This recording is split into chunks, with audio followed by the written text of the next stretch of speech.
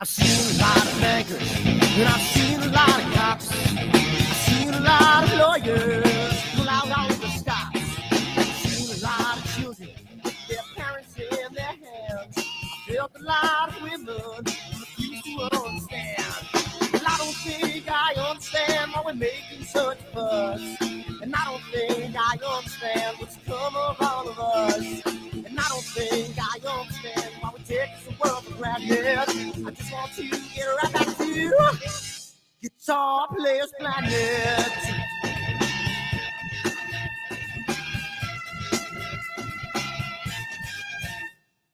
I see it in the papers, read it every day. The riots and the fires going on in South LA. The muggers and the government, they're all wanting the same thing. They take all your money, whatever spring. And I don't think I understand why we're making such a fuss. And I don't think I understand what's come of all of us. And I don't think I understand why we take this world for granted. I just want to get right back to Guitar Players Planet.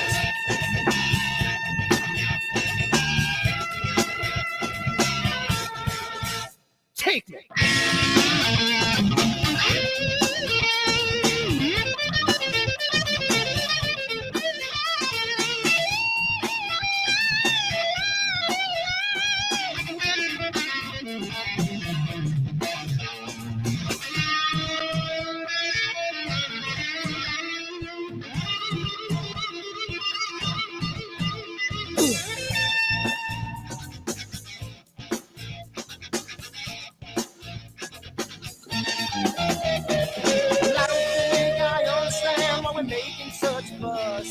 And I don't think I understand what's come of all of us. And I don't think I understand why we take this world for granted. I just want to get right back to Guitar Players Planet. Guitar Players Planet. Guitar Players Planet. Guitar Players Planet. Guitar Players Planet. Guitar Players Planet.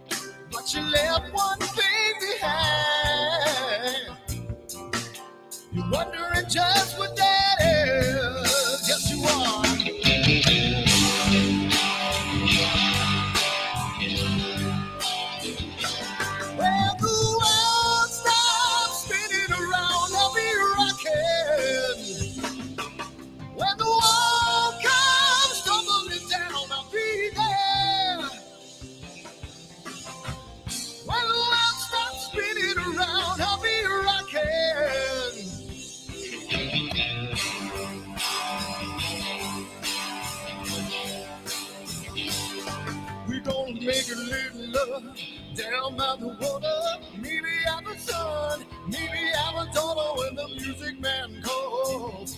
That's when I gotta play.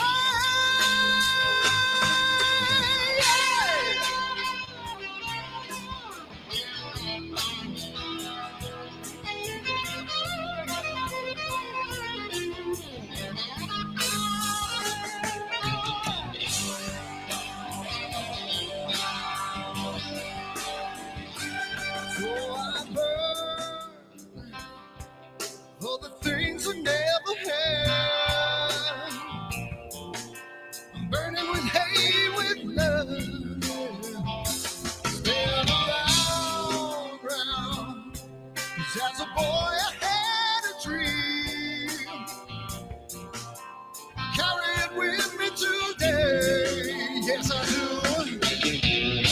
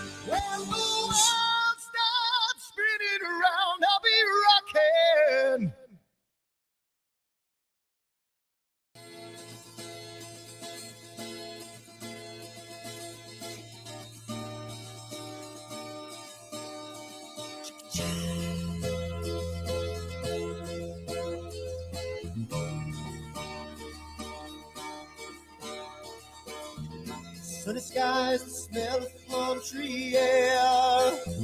Looking back, I could never feel fair. The way the music has touched my soul, the way that the South holds its control. But I've got a new way to choose. I'm gonna start running back to the land of the new. Oh, na na na na na na.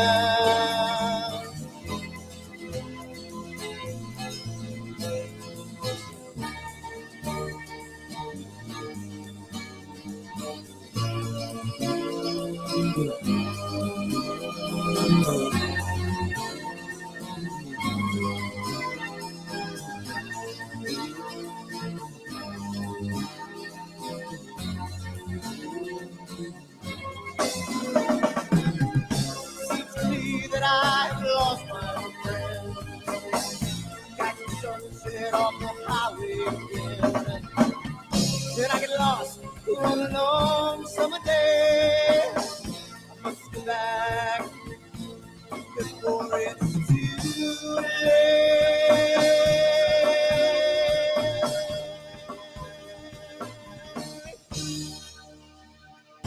You're afraid, you're feeling alone. Time and space can never unfold. The holidays can ring in your fear. The ghostly embrace can only mean tears. And I've got a new way to choose. I'm gonna start running back to lands of blue. Oh, na na na na na na.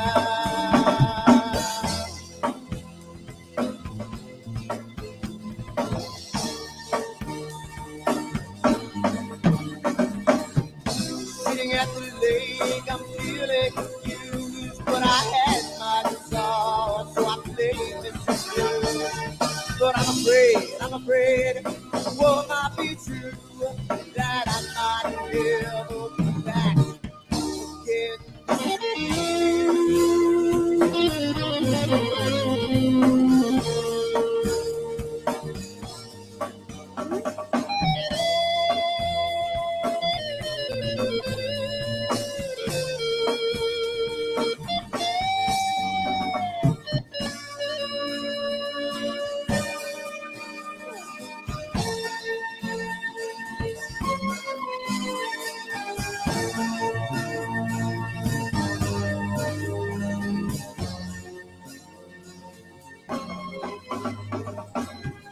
Seems to me that I've lost my friend. Got the sunset off the highway again. Then I get lost on a long summer day. I must be back before it's too late.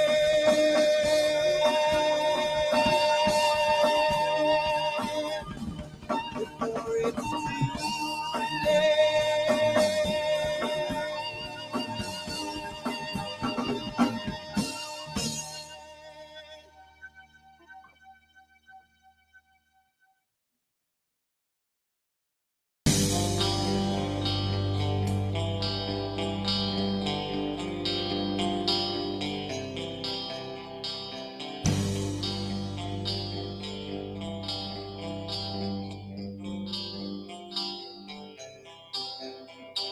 Someone to take me down at night.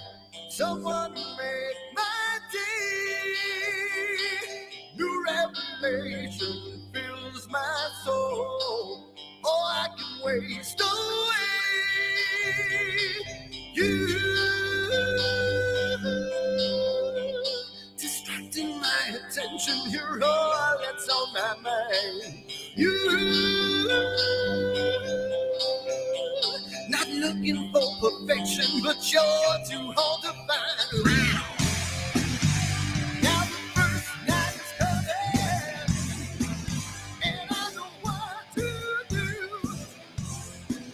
You know that nothing feels sweeter than someone else.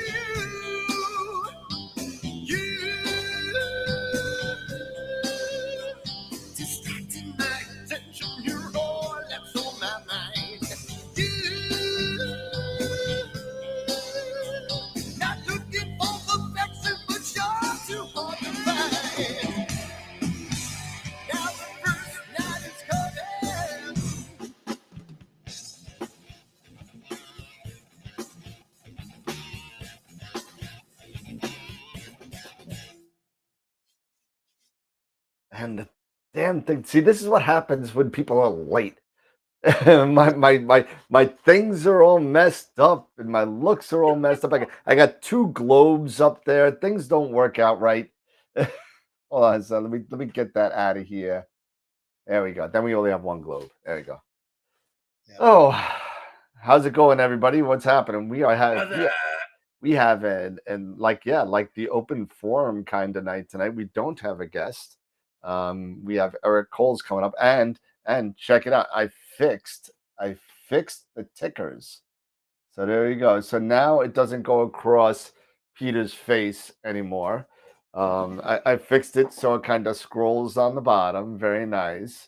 And it's easy to do. It's actually I love this program. This program's so great. Anyway, how's it going? We made it. We got some stuff to go over. I got some stuff to talk about. I got a couple brain farts that I cleared with a real strong and that's so that and then we got to talk about Cherry Springs coming up and AIC coming up and a whole bunch of stuff is going on.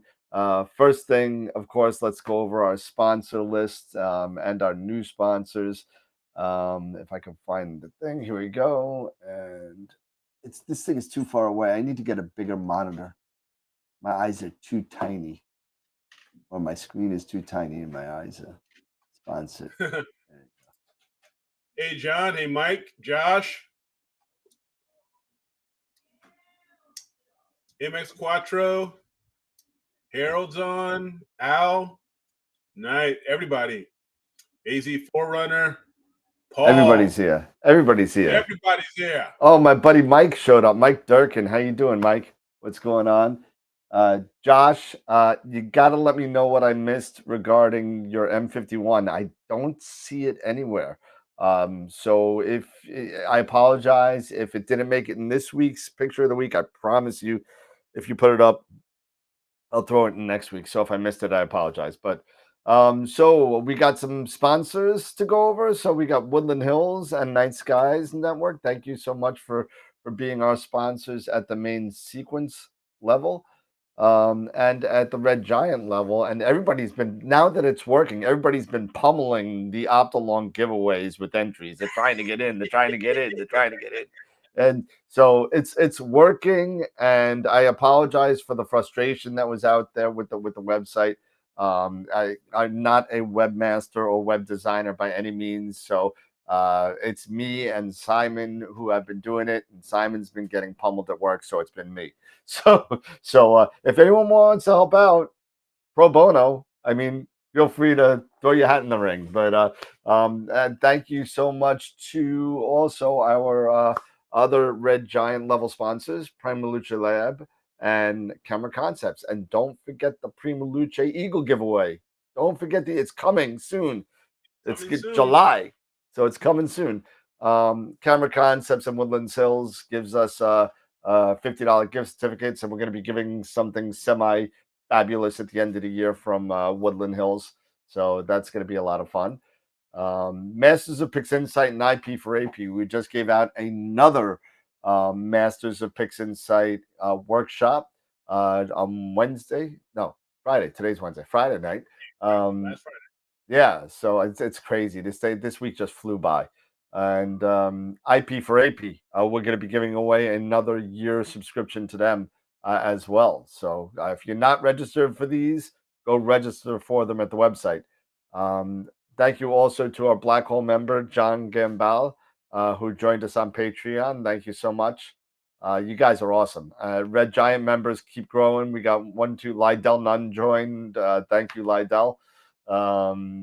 Dave, Rocky Mountain is still, we got some extra members coming on, and main sequence members. We have about 1, 2, 3, 4, 5, 6, 12, say 15 main sequence members. So it keeps growing. It keeps going. And if you want to join us on Patreon, the shirts came in, and I got when the camera gets turned on, I'll show you something else I'm throwing in the perks. I'm trying to think about more things. The shirts did not go out yet. I'm trying to throw some more stuff in there, some tchotchke stuff in there. We'll see what else I can chuck in there. At nothing from the closet of death. But thank you also to our Protostar members, Kieran and Greg. Thank you so much. And if you didn't check out the last week's guest, Richard Wright, go check it out. It was pretty awesome. It was a great show, very informative. That guy is just brilliant. I mean, he really great show. If you haven't checked it out, go in the YouTube channel, check it out. He did it from a Starbucks, which made it even better. So, this Friday we have Eric Coles. I just spoke to Eric and confirmed with him. He's going to be going over his some of his workflow in Photoshop, which most of us are not really. I mean, people play around with it, but most people use PixInsight or a combination of the two. And I think it's going to be really good, at least on my side, because I don't even touch Photoshop anymore. I don't even bother. But it's going to be pretty cool. And then we got Maxi Calieres. I finally got the pronunciation of his last name. He's an astrophotographer friend of mine from Argentina. And then we got the tape show with Chris Woodhouse coming on May 25th. We're going to be recording that on a Saturday, guys. So whoever wants to show up, you're more than welcome. But that's May 21st, the tape, and we're going to be recording it and putting it live on May 25th. And he is the author of Capturing the Universe. So check him out. And of course, our social media. Join us on Discord. It's just keeping. We have 60 people now. It's getting bigger and bigger and bigger. Join us on Discord. The more the merrier. The faster your questions get answered. So be part of the community and join us on Discord. And we will go back to the 3-up. And there we go. And of course, I didn't change the names, so the names are still screwed up. Al, he's going to be going over a whole bunch of stuff. He's making a presentation. I don't know the specifics of it, but he's going to be going over a couple of his processes in Photoshop. So it's going to be a lot of fun. Let's see. So basically, it's an open forum tonight. I have a couple things. I don't want to. I spoke for the first 7 minutes. I like to give my throat a break. What have you guys been up to? Because it's kind of like just a free for all tonight. Well, not like it's not a free for all every other night, but Eric, you're muted, I think. Yes, I am muted. Yes. I thought you were screwing with me again. Oh, it's been so much fun when I do that. That's funny. I'm telling you, man. I'm telling you. Oh man, but no. It's been a windy, I would say, a hot and windy week so far. So I haven't had much of a chance to do any imaging because of the wind we've been having. And so it's kind of crazy now. It's the night skies are clearing up, but the wind kicks in. So it is what it is.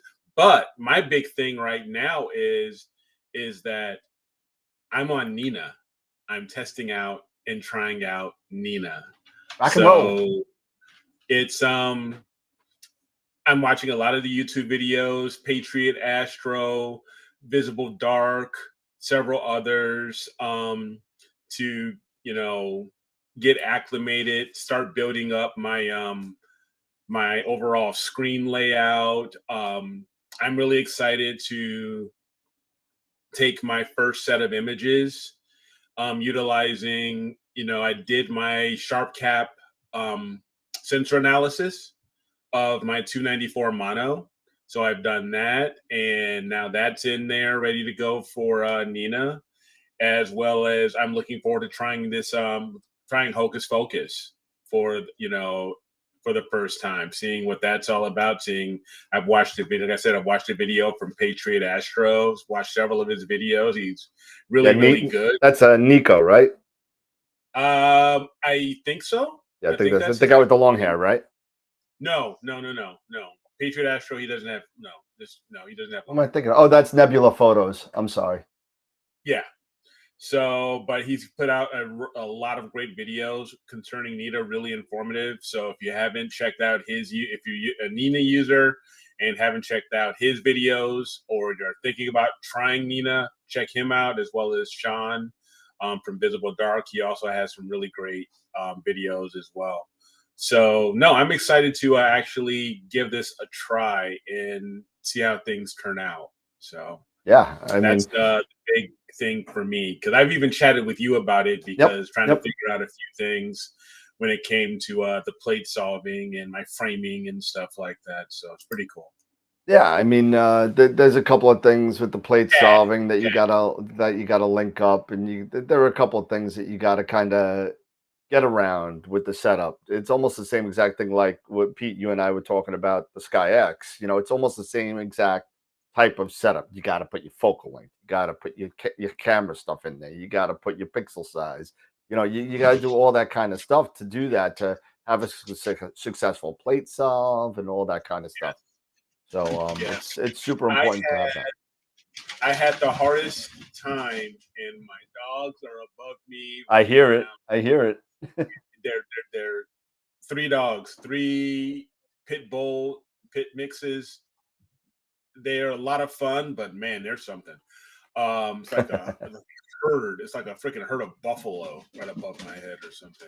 Anyway, but no, N.I.N.A's it's really interesting, and I actually did get a chance to use N.I.N.A because I was having some issues with ASI Air, and I think we talked about this last week with my guiding and how the deck was fluctuating a lot and just going crazy, and I made no changes as far as my setup. I never took the telescope off the mount. Everything is still balanced the way it was. I just switched over to N.I.N.A and PhD2, and I did a test run for about an hour. No imaging, just doing guiding, and I had no problems. It was like almost perfect. So it's weird. It's something with ASI Air, I'm sure then. So, because I had no problems with PhD2. Yeah, I mean, it's definitely going to be some sort of trial and error, getting used to the user interface and all that. But once you get it down, and once you get once you move into the advanced sequencer, you're gonna love it. It's press play and go to bed. That's it. Yeah, that's the next thing right now. Seriously, just yesterday, I realized I wasn't running version 2.0, or at least the latest version. So I didn't have any of the plugins. There you go. You have to have 2.0 to get the plugins. So I went ahead and did that and got all the plugins. But John G, your question, thought you were an ASI Air Plus user. What are you running N.I.N.A on? This is what I'm running N.I.N.A on. That's what I'm running N.I.N.A on. It's the beast. I am running it off of my desktop computer here. I'm pretty lucked out that the way my backyard and everything is set up, I'm running everything off of a 50-foot long active USB 3 cable. You're out of your mind. So, hey, and you know what? It's a really short run. So that's what John was just asking. That's what I was going to ask you. How the hell are you connecting everything? So yeah. It's a really short run. Cable. It is a long cable. There's more excess in here than there is outside. Yeah. So I'm looking forward to it. I'm even going to set it up on my laptop because, of course, I want to get out there and hook it up and get N.I.N.A set up to do polar alignment and test that out and everything. So I'm not going away from the ASI Air.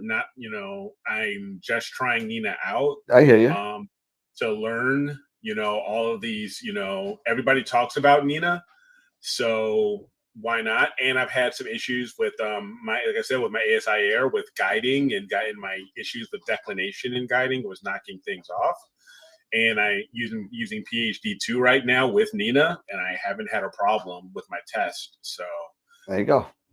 Again, it's a different type of thing, and you get a different level of information that you can kind of use. You could Mhm. do a little bit more with PhD guiding. You could do a little bit more with your cooling. You could do a little bit more with everything. Yes. But it's also, it's easy to screw up. So, if you put, garbage in, garbage out, the ASIR plus, you got to work really hard to break it. You know what I mean? Screw it up. Yeah, you got to work really hard. It's really kind of like that's literally push your dummy and you go. Yeah. Um, you know, if you put an improper line in the advanced sequencer, you may be focusing 15 times and you don't even know Mhm. why. Yeah, so you got to make sure that everything's sequenced correctly, that you don't have anything repeated. But once you got the sequence down, you drop in your target, you go. Yeah. So right now I'm going to use a simple sequencer right now just so I can get familiar Yeah, with stuff everybody and does. get my comfort level there. And then eventually, yeah, then I'll try the advanced. Yeah, But just I'm not going away from ASIR. It's just this is another thing for me to try and test out and learn so I can maybe contribute a little bit more to conversations that we have with Nina. yeah, just give me 1 second. I gotta run outside. I think I forgot to turn on my mount because it's not.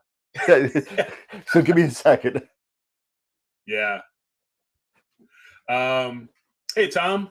Greetings from Vegas. All right. So he's in Vegas. Right on. And who else we got? George is in Colorado Springs. Nice. Hey, George, welcome. First time to catch up with you guys live. Welcome, man. We really appreciate it. It's a John. You're George talking to John G. You can run N.I.N.A on a Celeron CompuStick. Okay. I see. So, from what I understand, you can. It is a really small application. I know, Pete, you use SkyX. Is that correct? Well, I use the SkyX, N.I.N.A, Voyager. I mean, being in the position, I have to know all of them because I get asked all these questions. Right. Yeah, because so you use a lot of different applications. So you're familiar with a lot of these. What is some of the things when it comes to N.I.N.A? Since like I said, I'm new to this. What are some of the things that you would say you would like, that you really like, or you enjoy using using N.I.N.A with? What are those certain modules or plugins?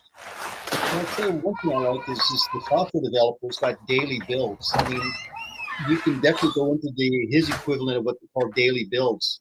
I mean, literally every 2 days there's a new daily build, and then probably about once every 2 months he comes up with a whole new version. I do like the advanced sequencer that he's put in there now. That advanced sequencer has really just kind of made this thing really just fantastic. More importantly, it's free. How can you beat Yeah. I mean, when you look at a powerful program like this and it's free, how can you beat something like this? No question about it. It's just a great.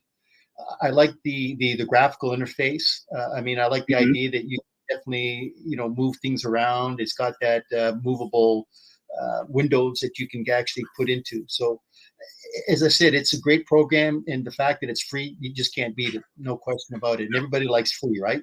Oh yeah. Absolutely. Everybody likes free. So no, awesome. A couple other comments here we have in the chat. Let's see. Josh, I'm deliberating whether to switch to my red kite or not. Are you still, or what are you planning on shooting? Are you just walking? Are you still doing galaxies or something else? Let us know. Hey, I am back. Tasmania, Australia. Tasmania, Australia. Who's from Tasmania? And Antipodes Astro. Welcome. Awesome. That's Nice. awesome. How's it going, Tasmania? Hey, join us. How did he get wind of us in Tasmania? Yes, I'd be really interested in learning how you learned of us. That's awesome. And is there such a thing as a Tasmanian devil? that is awesome. Absolutely. Yeah, of course there's no such thing. Absolutely. I love that Taz. is funny. So let me put it this way: are the Tasmanian devils as bad as they appear on the cartoons, or are they just kind of docile? No, they're mean. They're mean little buggers. They're small. They're actually like they're small. Are they like a And, Wolverine? no, they're tenacious. They're little evil little sons of guns. You So what can are they almost like? Are call they them a they're like a weasel? little Are they a pint-sized rodent? Wolverine. They're like a kind of Yeah, pint-sized Wolverine. are they part of the rodent family? I mean, I don't I don't have a know. clue, so I'm just curious. Yeah, no. I don't know if they're part of the rodent family or not, or them. I think they're actually I think they're more of a marsupial. I think you're right. I think they're actually a marsupial, I so they're think you're more right. related to kangaroos. Exactly. Because they have, I think they have a pouch and everything that they hold their young in. But yeah, they're tenacious, evil little suckers. They're like they're like our Wolverines up here, but they're down in Australia. But they're small. They're crazy. Yeah. So Saturday night, I go play hockey Saturday morning. I come back, I get the scope all set up, and then they say, "Oh, it looks like we're going to get clouds coming in." I wake up Sunday morning and I get 4 inches of snow. Sunday, Monday, I get frost. It doesn't get above 42 degrees. It's that cold. There's this late season storm came through here in the foothills, and I mean it was absolutely incredible. And I'm thinking, wait a minute, this is more like a fall day than it is a spring day, and yet tomorrow it's supposed to get up to 85 degrees. So it's funny. Oh my And that God. see that's that's just crazy. The turns in weather. 1 minute it's frost and freezing 40s, then the very next day you're in the 80s. Yeah. It's these crazy changes in the weather. It's nuts. So getting back And to this what does it Tasmanian do to devil, our gear? are they kind of like a snipe in America? We call snipe hunting. I don't know, but yeah, but there's something else. Tasmanian devil. Yeah, yeah. Oh yeah, they look like little Wolverines. So here, Yeah, I'm just gonna share my and you screen with were you. right, Eric. They are a carnivorous marsupial. Yes, they are. So So here, I'll just marsupial share then, my right? screen with you here really quick so you can see this. Darn it, where did We're I talking about Tasmanian devils. What's going yeah, on with the show? I know, right? I mean, I mean, I, look at I these mean, I little don't even know buggers. what a Tasmanian devil is. I don't have a clue This is what it where they is. are. Take a look. This is what they look like. Can you share the screen there, Eric? I'm sharing. Yeah, Hold on. How's that? Oh, there you go. Oh, there we go. Oh my God, it looks like a vampire. Look at Look that. at those teeth, man. It's crazy. Holy these teeth. smokes. They're small. They're small little things, but they're like little Wolverines.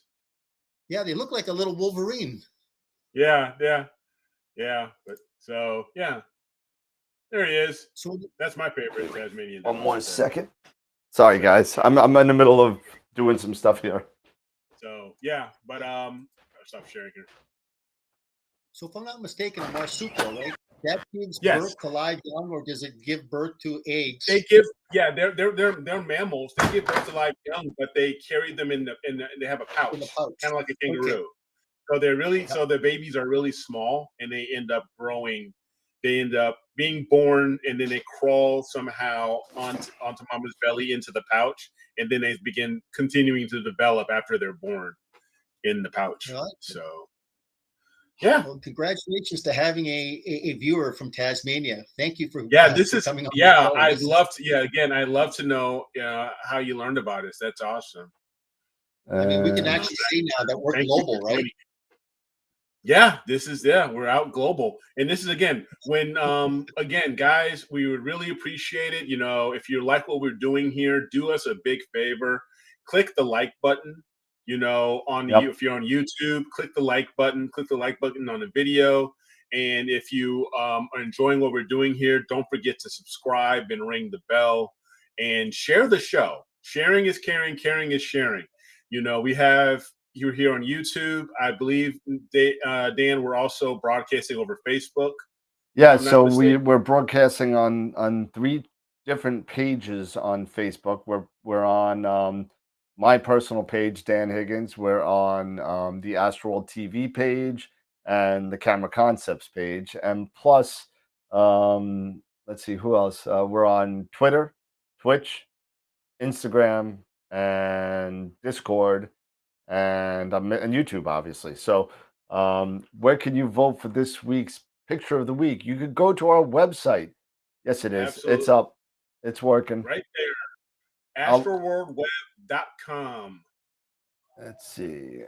I have to AstroWorld. say, the poll is not up for the picture of the week, so It is, but you got to remember, I've had a couple of these already. You got to remember that this picture of the week is a holdover from all of the issues that we had. So you may have already voted. And totally forgot. So if you want me to check and see if you voted, that's fine, but it goes by IP address. So make sure you know your global IP before you ask me. But I can find out if you voted or not. We have quite a number of votes in there already. But so it's a holdover. So just remember that. Yeah. So this is pretty cool, that, Visible Dark, Sean Nielsen from Visible Dark told, Yep. the word, and it's gotten all the way down to, Tasmania and down, and down that way, down in the Southern Hemisphere. So awesome. Thank you so much for joining us. Appreciate you, checking us out and hopping on. And glad you enjoyed the last show that we had on Friday. And keep coming back. So, all right. So this is open forum today. Like Dan's saying, no guest scheduled today. So shoot out those questions that you are really, struggling with. We'll do our best to answer those or direct you to the right resource if we can. To help you out. So feel free to, share those questions with us. I'd be really curious to see. Right now, we're still in the middle of galaxy season. Yep. So I still have my quest to get the M106 group. That's my goal with the Edge 8 to get that in there. And so hopefully I'll have the opportunity to do that soon. But it's been crazy with the weather right now and then the wind. So I have a question to ask everybody. Yeah. I've been hearing lately over the last 2 weeks about a big announcement that is supposed to be related to something about the center of the Milky Way galaxy. Have you been hearing anything about this? It's been big news. Well, what are you talking about? The contraction? Well, I don't know if it's the contraction. They haven't come out and said exactly what it is, but there's supposed to be some kind of an astronomical forum that has made a major discovery, related to the center of the Milky Way galaxy, and it's supposed to be coming out in the next 2 weeks. And everybody has something to do with the supermassive black hole, and because of the fact that last year, a couple of years ago, we got that first image of the M87 supermassive black hole. But I'm just kind of curious what everybody's take is on this. If it's going to be something really truly major. I mean, is it an active black hole? Is it actually actively feeding, or is it quiet? I mean, it's going to be interesting to see what they actually come up with. Yeah. Maybe they found some star destroyers. Yeah, I don't know, but one thing I have started seeing is more and more pictures, really great pictures coming from the James Webb, the calibration pictures that have been coming in, and everything's the mirrors are pretty much in line now or lined up. So I'm really looking, and I guess is it next month or in July is when they're really going to start imaging, start finally getting some real imaging started. So I'm really looking forward to seeing what we can get from the James Webb. Question to Al. Al, are you saying then that what this big presentation is going to be is just an actual image of the center, like Sagittarius A? Is that what it is? Oh, my bad. The new poll did not start, so I apologize about that. And I will start it now. I'm not sure. He says it's an image. I'm not sure. Okay. Is it that the magnetic pole flip of the black hole I read about, or is it something else? Well, it looks like somebody actually said, Elliot said it looks like it's going to be announced tomorrow on the 12th. So that should be interesting. Oh, okay. All right.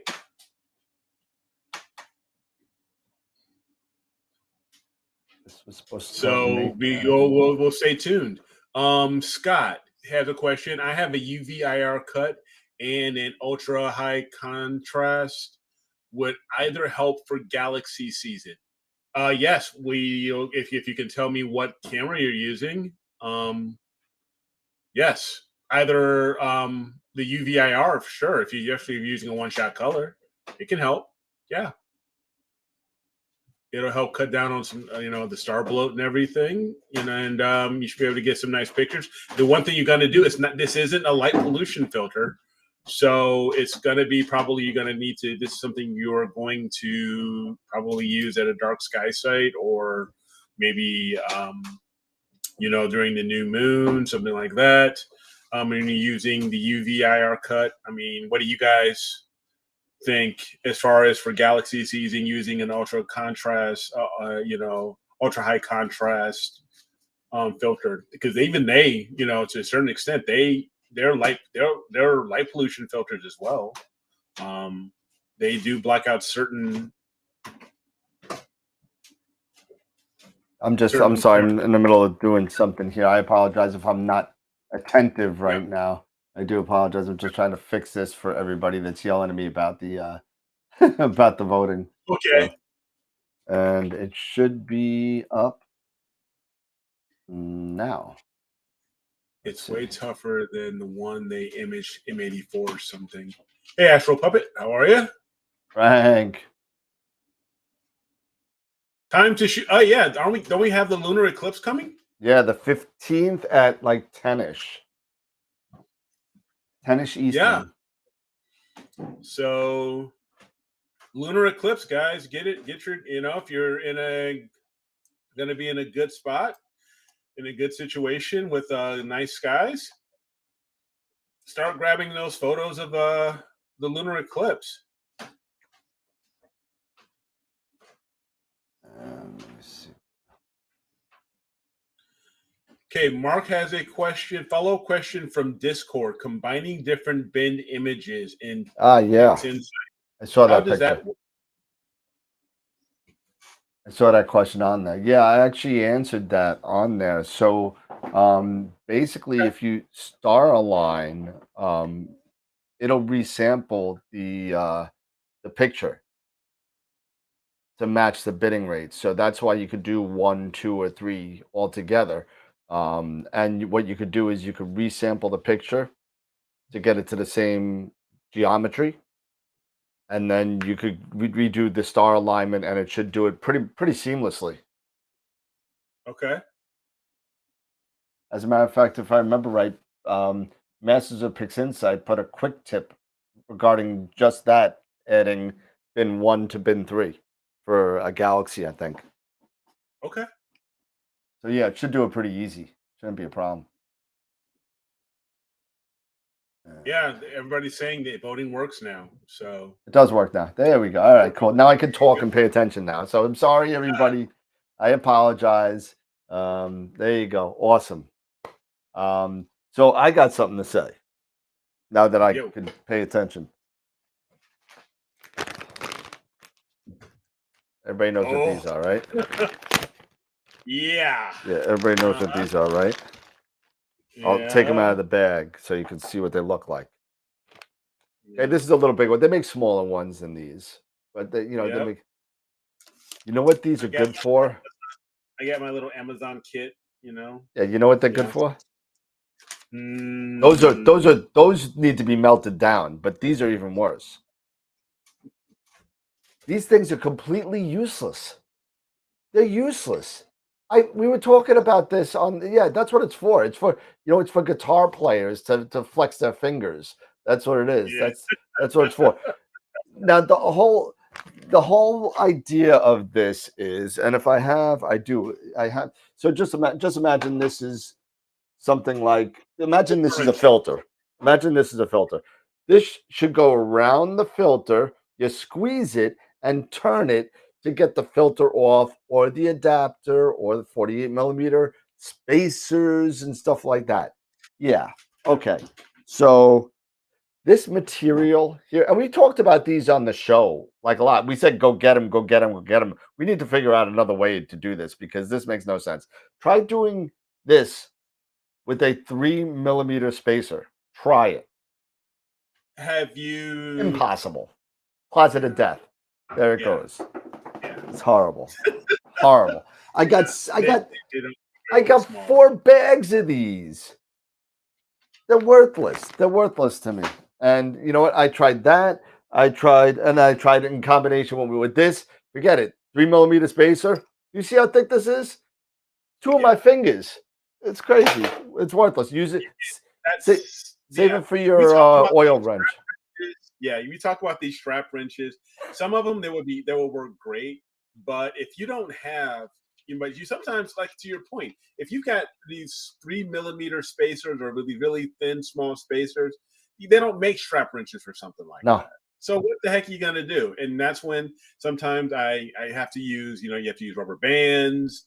I've tried everything. And I had that to use a longer spacer to crank it down on the other one to lift it up. And all right, so do you have any way, like, can you describe exactly you have what the situation is? So you've got a filter, and what do you? no, Is it's it not like even you have? filter. It's 2 spacers that's it. It's just 2 spacers. It's Okay, like a 5 and a 3 or something like that. okay.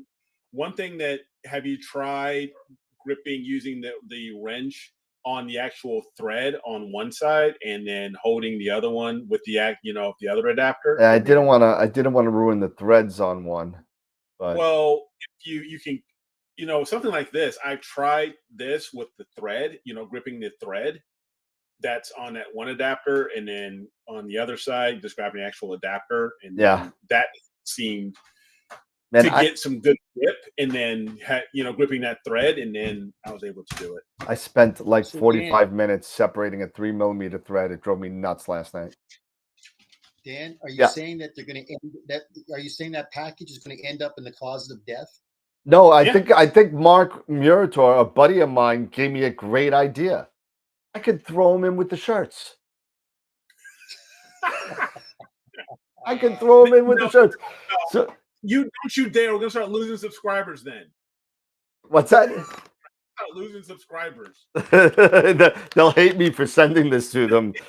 And you know what? I'll include the other useless piece of whatever it comes with, the rubber band. I'll include the rubber band that So will go So with it. So you know what you can use those for then is after you open up your bottle of wine and the cork only goes halfway back in, you can use that to be able to take the cork out, right? there you go. Yeah. There you go. Perfect. That'll work.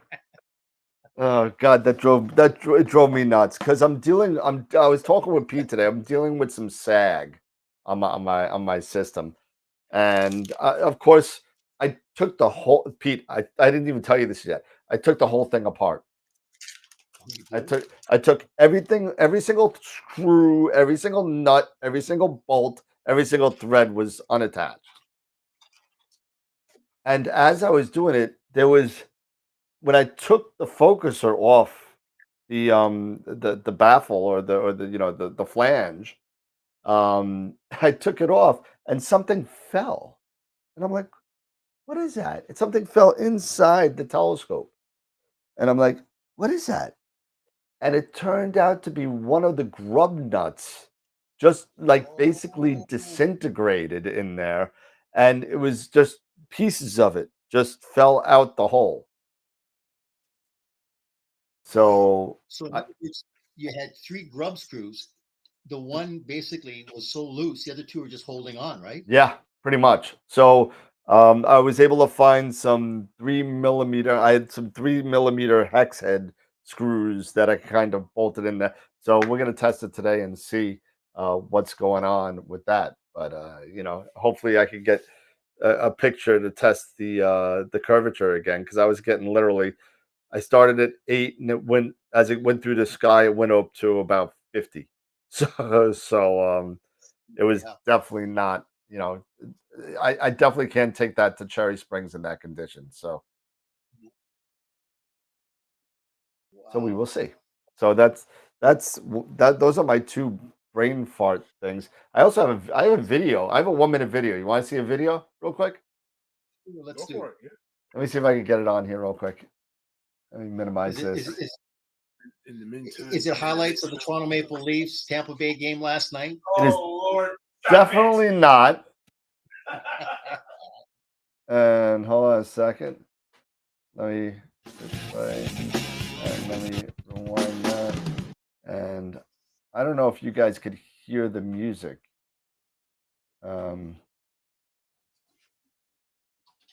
Let's see.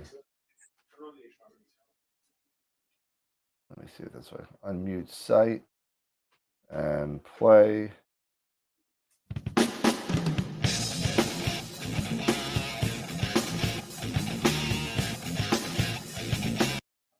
All right, so it works.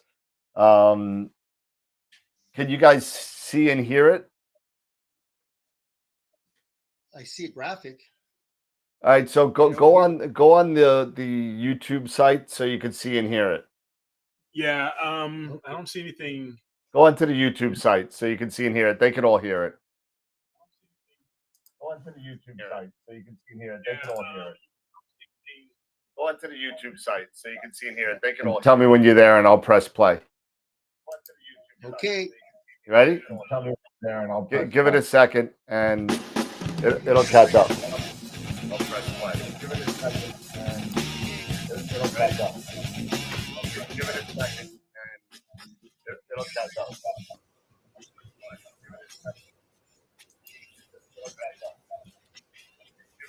What the hell's wrong with my telescope now? Oh my God.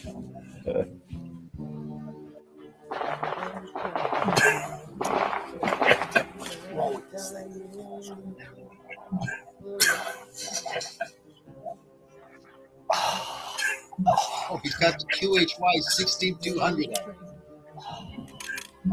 He's got the QHY 16200.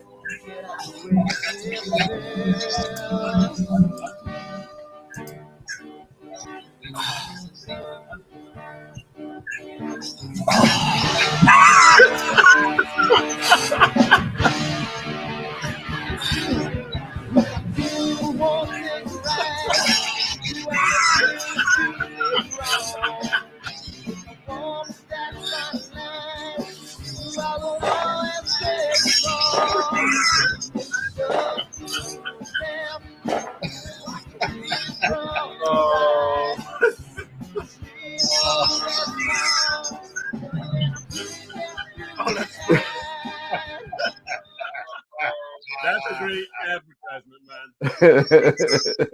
That's awesome. Hey, Dan, how do you image with all those telephone wires? Dude, why do you think I only get like 3 hours of like imaging a night? Why didn't you think I gotta wait for them to pass? And, so Oh wow. we're getting a bunch of laughs on here. So. As you should. Oh man. And of course, we can't get nailed for copyright with the music because that's, of course, my band. So from like 25 years ago. So, That's funny. We can't get nailed for copyright with the music because that's. All right. So mute the YouTube site. And guys, give me 1 second. I'm having an issue with my rotator again. So hold on 1 second. I unplugged everything. So let me run outside. Oh boy. Oh God. Yep.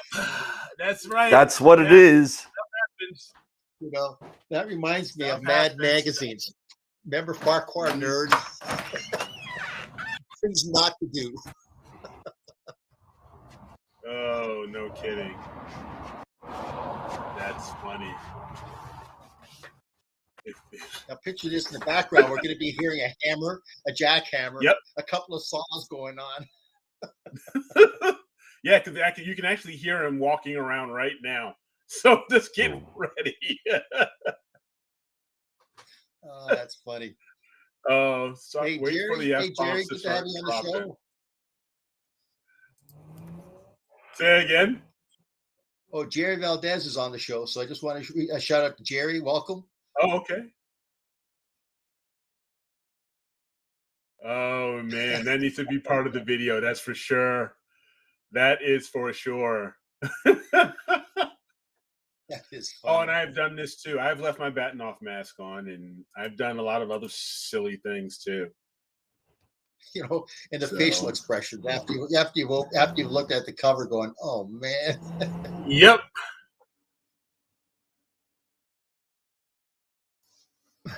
That's Yeah, funny. it doesn't. It doesn't like to play it soft if you got it on. No, take that batting off mask off. God. Oh, You know that's what? too funny. I know I've shared this story with you and Dan, Eric, but just for our viewer membership, it was about 2 years ago. I got a phone call, and I get this call from a gentleman that's got a N.I.N.A G11 GT mount. And Okay. he swears to God he's having all kinds of issues. He can't get it balanced. And I'm trying to help him out over the phone. And so finally I decide to say, look, sir, do me a favor. Send me a photograph of what you've got and let me take a look at it. And then I can walk you through it. I swear to God, I get the photograph, the counterweight shaft, he's actually threaded into the opening where you get the polar scope coming through. I have no clue how he actually got it threaded on there. And then he had two 20-pound weights on there. I mean, I'm going, holy smokes. I don't know how he didn't break that, how he didn't wreck that damn mount. I really don't. I really don't. I know how that. I'll tell you, sometimes, you know, it's just those things. Yeah. I don't care how long. Everyone still forgets the lens cap. Yep. Yep. You do. You certainly do. Oh man. So I want to see if there's any other questions here on a couple of things. Anti-seize thread, yeah. You can always try using a bit of anti-seize and cleaning, you know, with maybe a little bit. Never thought about using any WD-40 on the, you know, maybe if you're talking about adapters, I definitely wouldn't even be tinkering around getting any WD-40 even near, not even close to my filters, you know, even if I'm trying to get it onto the thread. That's just me. See if there's any other questions. So like I said, this is open forum, guys. So question, what are the winning Powerball numbers? Like I'm going to tell you. Those are mine.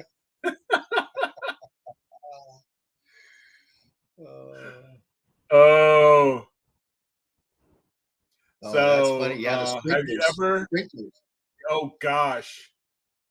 Yep. No, fortunately, That, I have not yet. I'm lucky to say that I have not done that yet.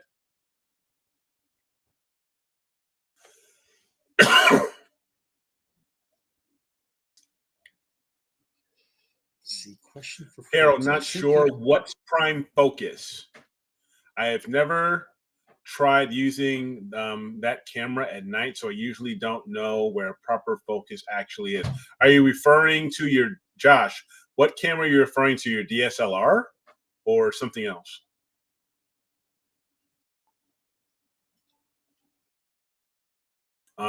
Question for folks. I was thinking to do some experience between the Triad and the Triad Ultra. Any good sulfur 2 target recommendations? Maybe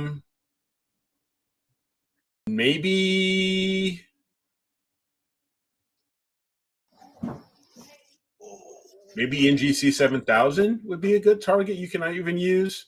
You can get some sulfur off of, you know, Well, you can pull some sulfur out of there, you know, out of the North America Nebula and around the Pelican. Jerry, I'll be honest with you. If you look at sulfur, the transmission bandpass for sulfur is 672.4 nanometers. That's pretty close to HA, which is 656.3 nanometers. So it's just a deeper red than HA. So you're going to basically be kind of real close to HA. So like as Eric said, shoot something that's an H2 region, something that's got a lot of HA. Believe me, that's what you're going to be at. That's the problem. Is sulfur is such a very weak signal. So there really isn't a lot of targets that just specialize in S2. In S2. I mean, you could look, another rich HA region is the Sator region. The Sator region it's that whole Sator region is nothing but HA. And you may be able to get some, use the S2 filter for that. Because to the point, that P was making, it's just another red. It's so in that red. It's so close to HA as far as red. So give it a shot in Sator region or NGC 7000, somewhere where you have a lot of HA, which there's abundance of it in there. You know what, George? As a matter of fact, I haven't tested it out yet. And let me see if I got it here. I just received it this week, and I was going to put it into my mini filter wheel, but I just got the N.I.N.A 4.5 HA. So I'll keep you. So I'll, as soon as I test it out, maybe I can get a chance. I know I haven't done any videos in a while, but maybe I can set something up and I can do one, and utilizing the 4.5 nanometer edge here. And if I do, I'll let everyone know and give you guys what my thoughts are on it. But I just literally got it like 2 days ago, and so I haven't even had a chance to get into the filter wheel yet. So I'll keep you posted on what I think of it.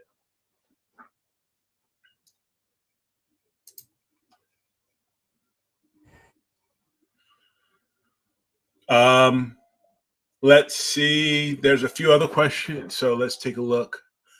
For those who bin, do you prefer software or hardware binning? I feel like binning in software is better for you.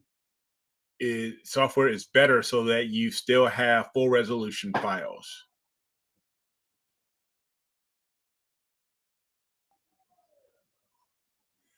Yes, it was me. George, it was me. I got the last one.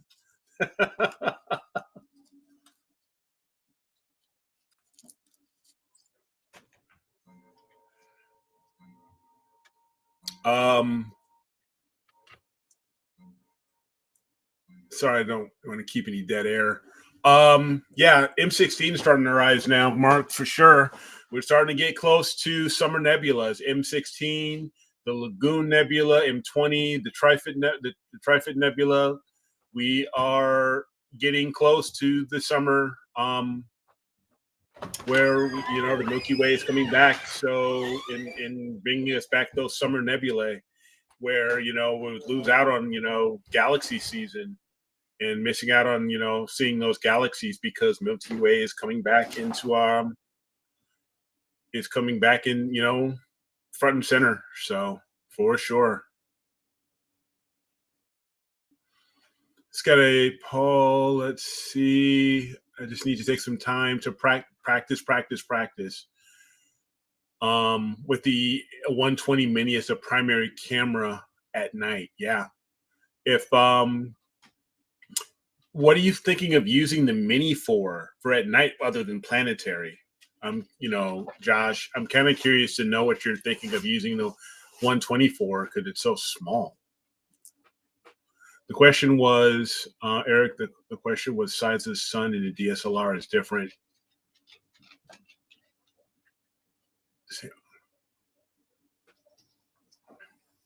I mean, yeah, because you got definitely it's two different types of sensors. You're going to have, it's definitely going to be a lot different. Your 120 having that smaller sensor, I think it'll actually look bigger.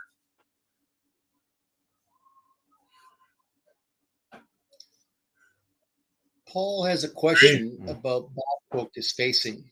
And typically depends really upon your vocal ratio. If you've got a very fast vocal ratio, you really want to be dead on your back focus calculations. If you're at like 5.6 to f7, you're allowed plus or minus 1 millimeter.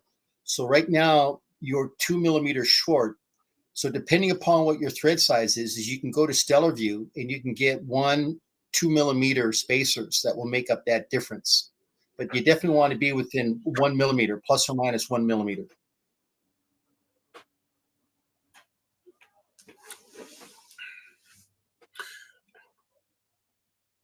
Oh, you're trying to go solar. Okay. So no Barlow on the Mini. I haven't done, I'm still getting to the point where I haven't even really tried solar yet. It's one of my goals is to really get a chance to use solar. And I've got a 174 Mini that I was thinking of actually using for it instead of using the hockey, spending the $500 to get the hockey plug version of the 174, even though it's a USB 3 and it has much faster frames per second. I just haven't gotten there yet. So yeah. So no Barlow on the Mini, believe me, because when you put a Barlow, all you're doing is you're increasing the vocal ratio and you're also increasing the vocal length. Yeah. So once again, the secret is when you're doing astrophotography, you want to have a fast scope. So by putting on a Barlow, you're just doubling up the vocal ratio. Vocal ratio. Yeah, and if you're using this with your refractor, what scope are you using, Josh? I'm kind of curious. What scope you're using? Well, Okay, good. So Paul's at an f6. So yeah, Paul, you're okay. You've got anything less than f7 is considered fast. So definitely reach out to Stellar View. They've got like 1 millimeter, 2 millimeters, and 5 millimeter spacers. You can buy them individually based upon what your thread size is. So if it's an M42 or an M48, you can definitely just reach out to them and they'll just go ahead and ship it to you. So that'll make up that 1 millimeter that you got. You'll be fine.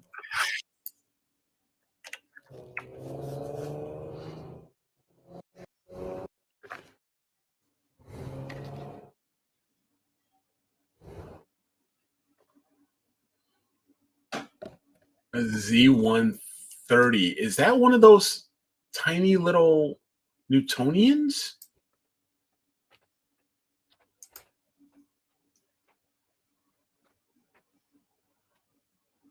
I'm not 100% familiar with those scopes. I'm sorry. But I'm looking here on Google and I typed in Z130 telescope and looks like it's a small desktop Newtonian. Correct me if I'm wrong. It's a Zoomel 130. He's been working on it for a while. I'm sorry. Guys, I just want to apologize to everybody. I'm just having some issues here. I usually don't am in and out like this, but I'm got like 2 weeks to Cherry Springs, so you're gonna have to excuse me that I'm running back and forth like this. So I just want to apologize.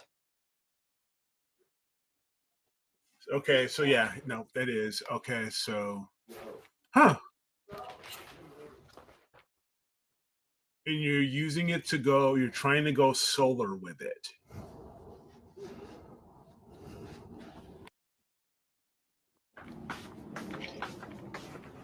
You need the 2x Barlow with the DSO to be able to get it into focus, but you don't have that problem with the 120.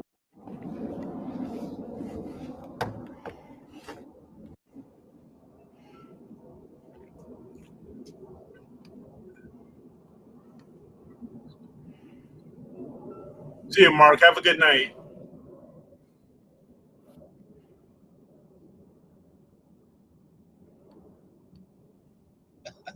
That's funny, Jerry. Yeah. Check the scope cover, the power switch. This video was funny. Yeah. You see, what's interesting is we've talked about this a couple of times. Is that when we're looking at back focus, the real critical thing is determining what's your vocal ratio. If you've got a fast or very fast vocal ratio, your critical focus zone is very small because once again, we're talking about a CFZ in microns. And so if you got like an f3.0, you've only got 19.8 microns of critical focus. So when you do your back focus, you got to be dead on. You don't have that plus or minus 1 millimeter that you do if you're like at an f5.6 or an f7.0. When you get into those vocal ratios, then you got a little bit more forgiveness.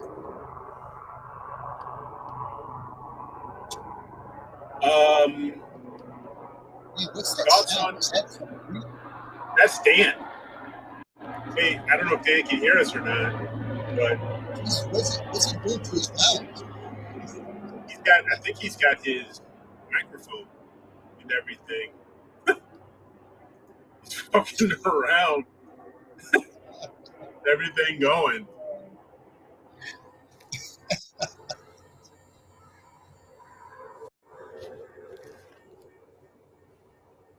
Yeah, Yep, it's gonna be JFK JFK. airport traffic or LaGuardia. Yeah, he's in Long Island, so I know he's got a lot of airports around in him, around him. You know, a lot of flight paths.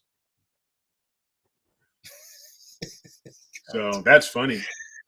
Oh, that is funny. Yeah, solar fits perfectly with the DSLR and the 2X Barlow. Yeah. I'm not sure. Thoughts on using a 127 millimeter Mac cast for galaxies? Honestly, I really think Mac casts are not really built for that distant. For DSOs for distant DSOs like that. In my opinion, I thought they're really built for planetary. So I don't Yeah, know if you need something that's got a long vocal length. So you're looking at like an RC, a CDK, even like a C11, C14, even a yeah, C9 quarter is what you got, Eric. So that would do. yeah, I've got actually I It's have a C8 and yeah, I have a C8 and mine's at about 1400, but I'm just thinking, I mean, you need even something with in that 1500 millimeter vocal length to get galaxies. yeah, I mean, I think don't get but me they're wrong. so We're talking about slow. getting in there, getting detailed. Yeah, but see the thing is with Macs, they are so slow. They're usually like an F15, which Yep. is great for planetary, Visual. and visual, especially, they're great for lunar, they're great for planetary because you're talking about usually an F15 focal ratio. So they're not the best for galaxy. You really want something that's, F10 or less, like between F10, maybe. And with that focal ratio, with that focal length, you got the focal length, but the focal ratio, and I think they're so slow. I think that's what's going to hurt you when you're trying to, and you want to do galaxies, and so you're going to have to. And I don't know if there's a viable reducer, to help speed it up to use with a Mac. Those are Yep. really, in my opinion, are really built for planetary and lunar. Yep. Yeah. See, Um, because I mean, I've got a small, tiny Mac here, and that was like one of my first Macs, and one of my first scopes, and I think it was like an F15. So like F12, that focal ratio is really slow to be imaging a galaxy. So I would really recommend you really want to have something that's at least maybe an F8 or faster.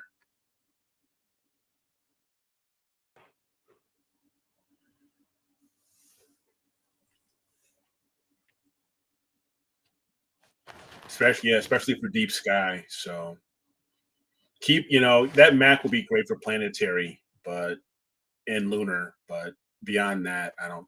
It's not what I would recommend.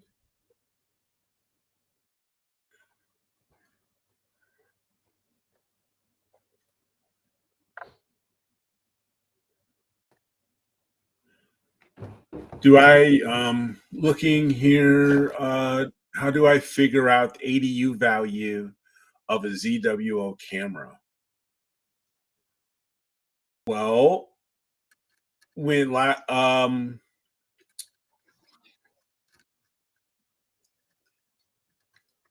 you are going, when you're taking your shots and you're taking your images, you'll get your ADU value based off, when you take those images, right, Pete?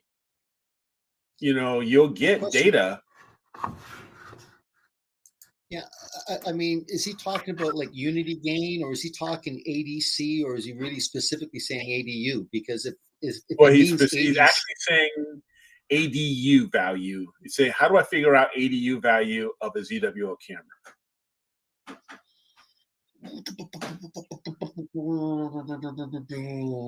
you know what? That's a good question, because I'm thinking, isn't unity gain, doesn't it give you an ADU value at unity gain? I think it does. If you go to the specification sheet of the camera, like say it's a ZWO camera, you'll scroll down and it will give you what the ADU values is, especially at unity gain, and then from there you can just determine what the ADUs are going to be. So it'll definitely be on the specifications of the camera manufacturer. Yes. And then for ADU for your flats and bias frames, like when you take your bias frames, your flat frames, you'll pull those up on your program, and then you're going to get your mouse and you're going to scroll over the image. And at the very bottom, you're going to get a mean value. What the fuck that is mean this? value will definitely be your ADU value. He's dropping the F-bombs. Oh my God. Oh man. Oh my God.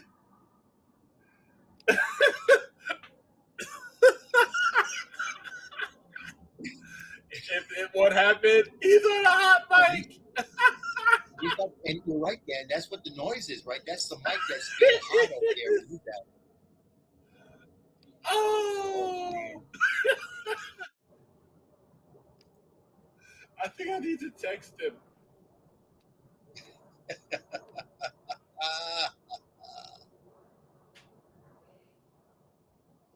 So once again, just getting back, once you take your bias frames, mouse over the image, whether it be a bias or flat frame, and then you'll see a mean value. And then that mean value will be your ADU value for that particular image.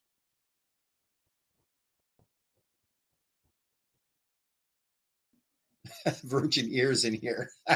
I know.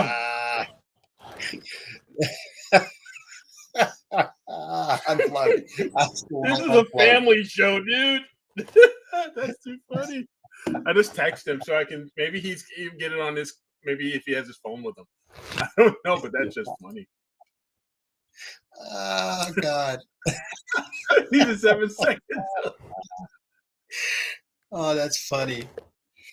Oh, yeah. Dan has got too many things going on at the same time. He should have just said, hey, look, maybe tomorrow is the right day that I should go ahead and just try to get this thing set up for Cherry Springs. Yeah, I don't know. But it's just funny. Maybe we ought to have a kitty for every 4-lettered word that gets presented on this show. Mm-hmm. Oh, that's funny. Yeah, that's something. Yeah. Oh, yeah. Thanks. Yeah, the shirt. Yeah.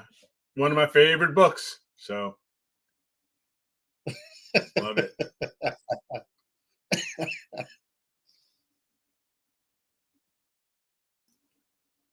His phone is at his computer. Yeah. This is awesome. Yeah, you're right, Josh. Maybe an extra giveaway for every curse word. Mm-hmm. The virtual swear jar, Josh. Oh, we should all just act normal when he gets back in here. Like, oh man. You're right. Dan was in the band. I think he meant vanilla fudge. Mm-hmm. I think he didn't mean fudge. This guy called it fudge. Hey, you got a hot mic there, Dan? Dan, you got a hot mic? Yeah, I do now. Fuck. Sorry. Don't you hate when the red lights start flashing at you?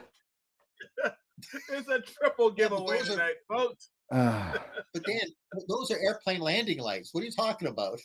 I don't know. My Arco's flashing red at me, and I don't know why. Sorry, everybody. I didn't mean to drop the F-bomb. I do apologize about that. Just frustration got to me. Fudge. Absolutely. Fudge. That's what I meant. Gosh, I apologize, everybody. But yeah, I'm having some issues with my rotator after tearing everything down.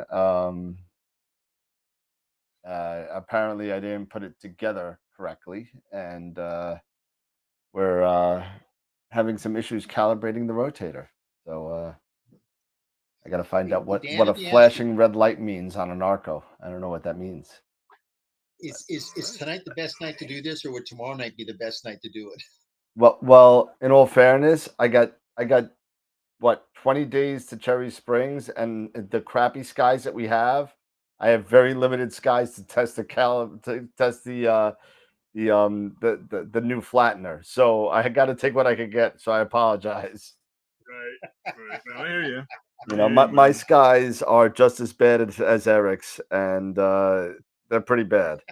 And it's you know, and now of course, now that I've had issues for the past hour, the clouds came in, so I'm done. Of course they did. Yeah. Of course they did. So I apologize to everybody in advance for me jetting in, coming out. I do apologize about that.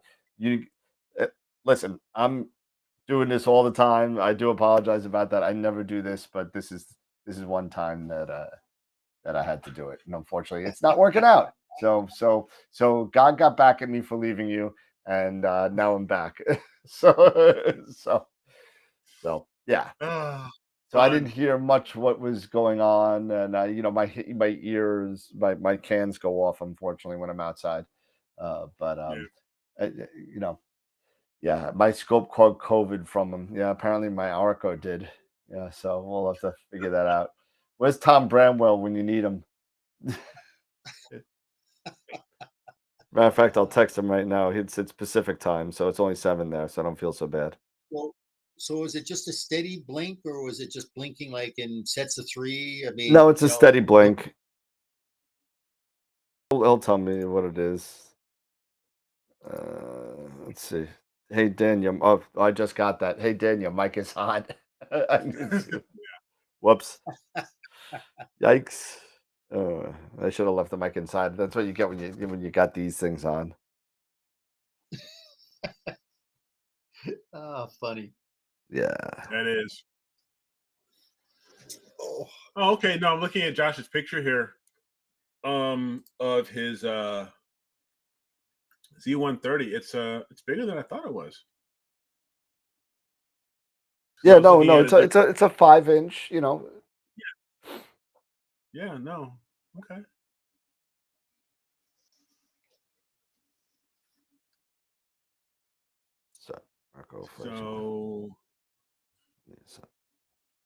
So he's doing doing solar works okay with the DSLR, but when you're switching over to your 120, it's not working out so well. What's not working out? Well, he was trying to do solar, and he was using he's doing solar with the 130, and he uses the Barlow with the DSLR, but he's not using it. But he wants to try out his 120 mini guide scope. He wants to do that. He wants to use it, that camera, for solar, and he seems to be having some trouble. That's a really small chip, number one. It is. It's a really small chip. Yeah, that's going to be tough. It's not going to be easy. And he's going to have to put like an IR UV filter on there. Do they make one that small for that camera to be able? It's a 120 mini. You can. Yeah, you can fit the 1 1/4. You can use the 1 quarter. You can use a 1 and a quarter for sure. Yeah. And one thing is with that, don't you need maybe I'm mistaken here and I'm just thinking because of Schmidt. What's that? Do you need some sort of energy reduction filter? Well, that's what I'm saying. You definitely need it. I mean, no question about it, because you're bringing that light cone in, and that light cone is going to produce a lot of heat. Yep. So you got to have you got to have an energy reduction filter. No question about it. Yeah, because this isn't a refractor where you can have a quark and use an IR cut filter. Having a small refractor, I think there's certain things you might seriously. Okay, you have a glass solar filter, but even with a glass solar filter, with that type of scope, I'm not a solar person, so I really can't comment too much, but I would think with that size of scope, even as a 5-inch Newtonian, you would need to think about an EFR, an ERF, but I could be wrong. Nope. I mean, it's an insurance policy, right? You're protecting all your equipment. You're protecting You your are. camera. So guess it's a cheap policy to have just in case. Yep. Yeah. Agreed. I would definitely consider it, because I was thinking about doing solar with my Schmidt, and one of the things that I was even told, because I was speaking with people at High Point, and they said, yeah, if a Schmidt, you definitely need to get an ERF. If I was going to use my if I was going to say do HA imaging, solar imaging, and use a quark. Now, just doing my, using the white filter, that would work fine, for me. So maybe that's what you're doing, is you're using, that's basically that glass filter is a white filter. So like I said, I'm not an expert on solar, so I'm not even going to try to pretend. Yeah.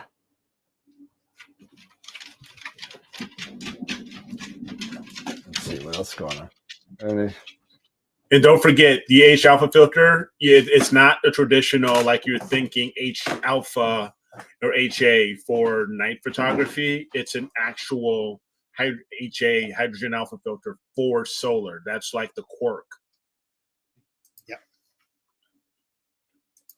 Like the quark Daystar. So 2 totally different things. So when we talk about, and that's one of the things when it comes to solar is a totally different beast than night sky, deep sky imaging. And there are totally different things that you need to consider and make sure of, because you just do not want to damage your scope. Yeah, be careful.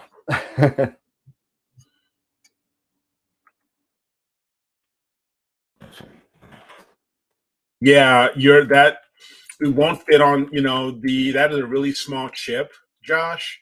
The 120 is a very small chip. And pointing that at the sun, you're only going to get a very small piece of the sun. But again, I would really recommend contacting an your astronomy club, or especially talking to someone maybe at High Point or Daystar or OPT, someone who has some experience working with people who do solar imaging. And no, like I said, again, the H alpha filter that you're thinking, it's the one you use at night for hydrogen alpha. It's not the same thing. It is completely different. The solar filter, that's a white filter. And that's and if I'm not mistaken, and guys, if you guys know, please chime in the audience or in the in the comment section. But the hydrogen alpha or the HA filter for solar is like when you have for the Daystar quarks, which is what you use to really get the prominence, or the chromosphere rather, and it's very, very different. So again, I'm not an expert on it, so I'm learning that slowly but surely. Now, if you have a solar filter, like a standard, like a glass filter, like you were mentioning, or a the film, like the Beta film, or like I have a Celestron Eclipse filter, that's a white filter, um, and you can image with that. Like, but you also want to make sure that you have everything else. So really consult with those guys like at High Point, OPT. I'm not sure if Dan, if anybody at Camera Concepts has expertise with solar, but I would really want to. I would recommend you work and get the right information. Yeah, I would even go straight to somebody like Daystar or Lunt first. Daystar or Lunt, exactly. Yeah, it's completely totally different filters.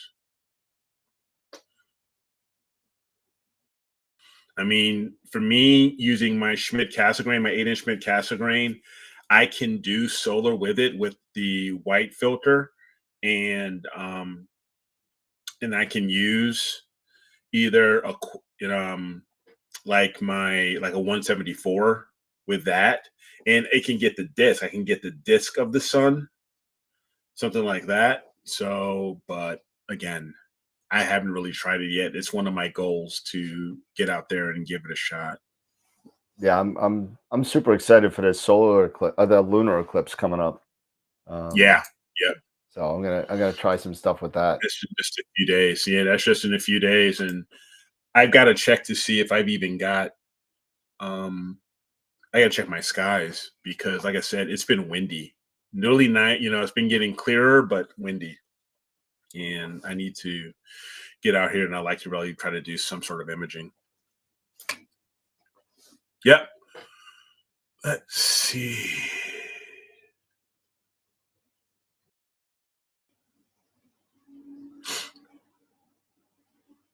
Hey, Dennis just gave you $20. Gave us $20, Dan, because you really enjoyed that video you posted. Thanks, Dennis. Appreciate Really it. appreciate it. I'm a star. You like me. You really like me. And let's see, that's gonna go up on YouTube probably tomorrow. I just finished it literally right before the show.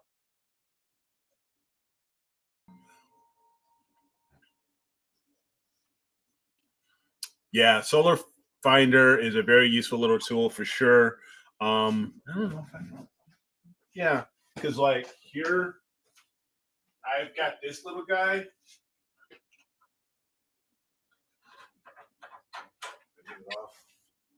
This is a little solar filter that I've got right here. I'm not even, and honestly, I haven't even tried it yet. It's from SV Boni or S Boni, and it's supposed to, be a nice little. It's supposed to be a solar finder. So it was only $25. So if it doesn't work out, then it's $25. I mean, I spent a lot more than that on what I'm doing. So it's not a What big you should deal. also do is look at Hugh-Tech Astro and look at the high note solar guider. Bar none, that's the best one for solar guiding. What's it called? It's called the high note, IHINODE solar guider from Hugh-Tech Astro.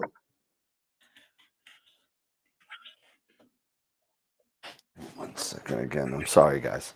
All right, I found it. Yep. That's the one I put on all the solar scopes. Okay. And okay. It's an actual auto guider.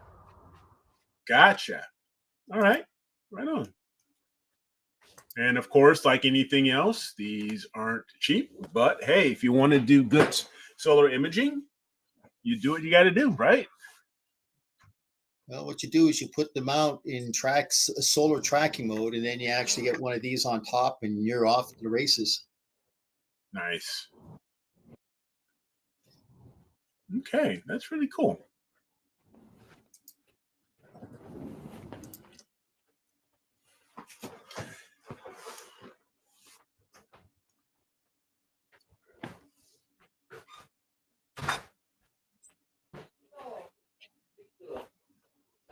Is Dan back out there again? Yep. Yeah. Yeah. Scott said you need to put the $20 in the swear jar, Dan. I didn't say anything. No, from the last one. Oh, Oh, telling you. yeah. Yeah, that's a very good method, Norm. That's one that I've heard. That's a quite common one, is to use the shadow method.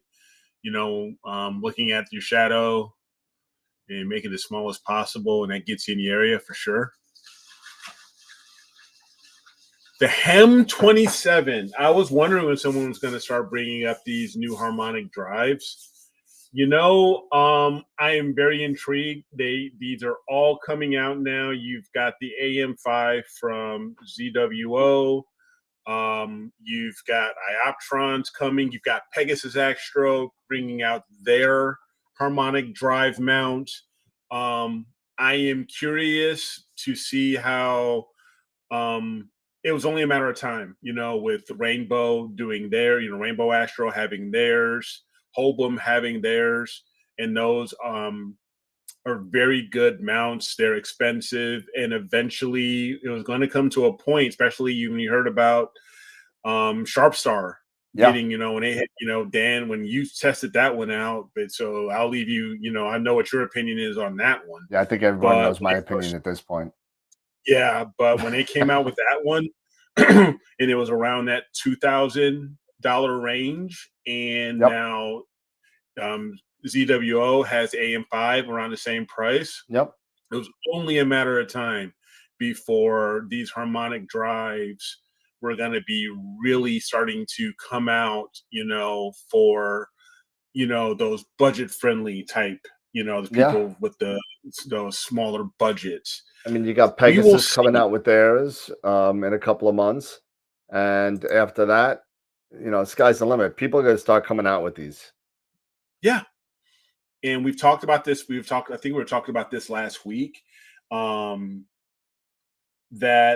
the traditional equatorial mounts aren't going to go away. No. The worm-driven mounts aren't going to go away when these, because there was questions. We had a question about that last week. Is this going to be the end of those worm-driven gear-driven mounts? Nope.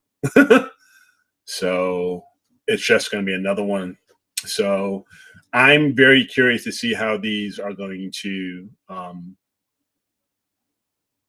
perform, because with these harmonic drive mounts, they're smaller but can handle more, have more weight capacity, more payload capacity. You don't, and some of these you don't need to count, necessarily the counterweight bar.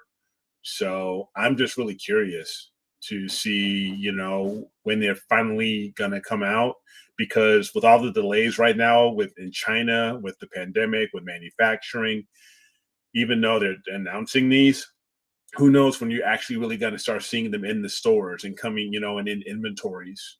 Yeah, absolutely. So people can really start trying them out. It's good. But I'm very curious.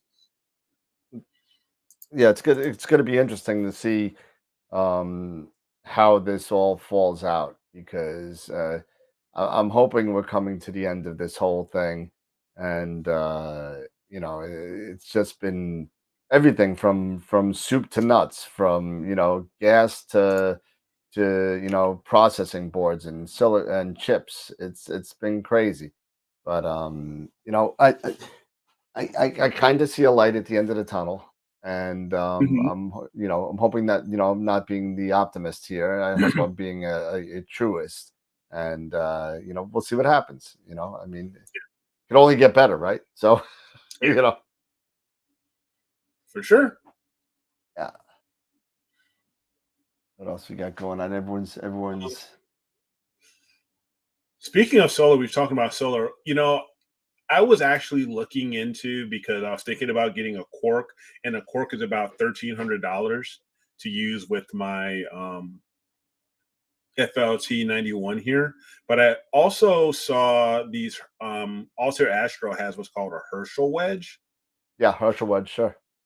Yeah, and I'm kind of curious about that as well. It's not going to be like the quark, where you can really get the prominence or the chromosphere, it's more for the, I guess, whole disk type imaging, where you don't get that, or you can get sunspots. You can image sunspots and stuff like that. But it's not a bad price. If Yeah, you're the interested. Herschel wedge has been out for a long time. Yeah. So I mean, it's definitely not something that's new on the solar scene. So, but but it is another option for people. Yeah. And it doesn't seem like it's that expensive compared to the quark. So it's just Yeah, something, yeah, another thing to absolutely. look at. But we can only use it with refractors. It's only good Yep. for it's only used with refractors. So And what else is going on tonight? Anything going on in the chat? no, I mean, people are showing in. I mean, Greg, hey Greg, thanks for hopping on. Appreciate it, man. Carlos, he made a comment to me. Harmonic drive mounts are like mirrorless cameras. There will still be DSLRs, but the mirrorless are amazing. Yeah, it's just a new technology. You're not getting away from DSLRs. When mirrorless came, they're fantastic, but you still have DSLRs, and they're not going to go anywhere. Same thing with harmonic drives. The traditional worm-driven, equatorial mounts, they're not going to go anywhere. No, they're not going nowhere. But the one cool thing that I do like about the harmonic drives is that they're lighter, and they're lighter. They're much lighter weight, to carry around and get things set up. But they carry a heavy payload. So that's one of the big things that really interests me.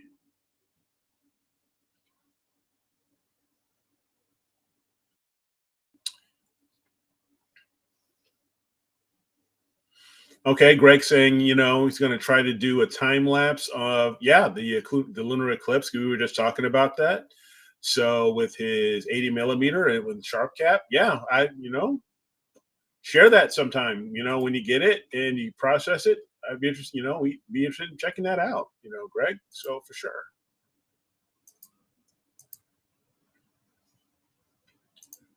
Let's see what else we got. What? Okay, so Cherry Springs. That's you're planning on going to the actual Cherry Springs star parties, right? Yep. Okay, that's what you're getting ready That's for. June 2nd to 6th or 2nd to 5th, if I remember right. But I'm gonna go up there on the 1st, whether if weather's nice to us and if I can figure out what's going on with my telescope. But yeah, so that's gonna be happening. I'm driving up with a friend, and I believe my buddy Eddie, who's in the chat, is gonna be my my equipment watcher while I'm sleeping in the hotel. He wants to camp, so he's gonna watch the equipment while I sleep in a hotel. Okay. So I won't do camping anymore. I did it one year about 10 years ago, and I got no sleep for the entire weekend.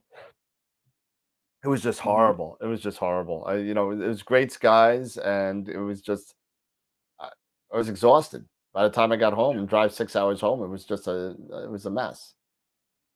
Do they allow RVs on the campground? There's a space for RVs, yeah, but it's not on the actual campground on the field. You actually have to go to another parking lot and bring your stuff up. Gotcha. Yeah, that's a good point. Al. Yeah, definitely, Greg. Post it on Discord so we can check that out. What's that? That would be interesting. He's Greg's planning on if he's going to try to do a time lapse of the lunar eclipse. With sharp cap and his 80 millimeter refractor. And Al made a good point post it on Discord. Yeah, absolutely. And again, check out Night Skies. Are one of our sponsors, Night Skies. They do because you can do a live stream, if I'm not mistaken. Yep. If that's correct. Yep. So maybe you can take a look and take advantage of that too. And a lot of people are either will be showing the eclipse or streaming the eclipse themselves on it. So if you're a member, it's free membership. Just log in, sign up, and you could view from anywhere that's streaming it. So Yeah. so if you're cloudy, So you'll be able to check it out. yeah, yeah. So Greg, maybe you might want to check that out as well as an option to share your time lapse. That would be cool. Yeah, there are hotels near there, What? near Cherry Springs. Yeah, but you know what? You'd be hard pressed to get anything at the, you'd be lucky to get something. There is some Yeah, B&Bs in the area. I usually stay at a place called the Millstream Inn at a town called Coudersport, which is about, I don't know, about a 15-20 minute drive from the field. But you walk in, from the night of imaging, and it's got continental breakfast, you eat and you go to bed. So yeah, pretty nifty. That's where we were going to stay last summer, but that fell yes. miserably. So we still have to talk about that for For late July. July, early August. Yep. Make those plans for the 2022 AstroWorld AstroWorld. Star Party. Exactly, man. Absolutely.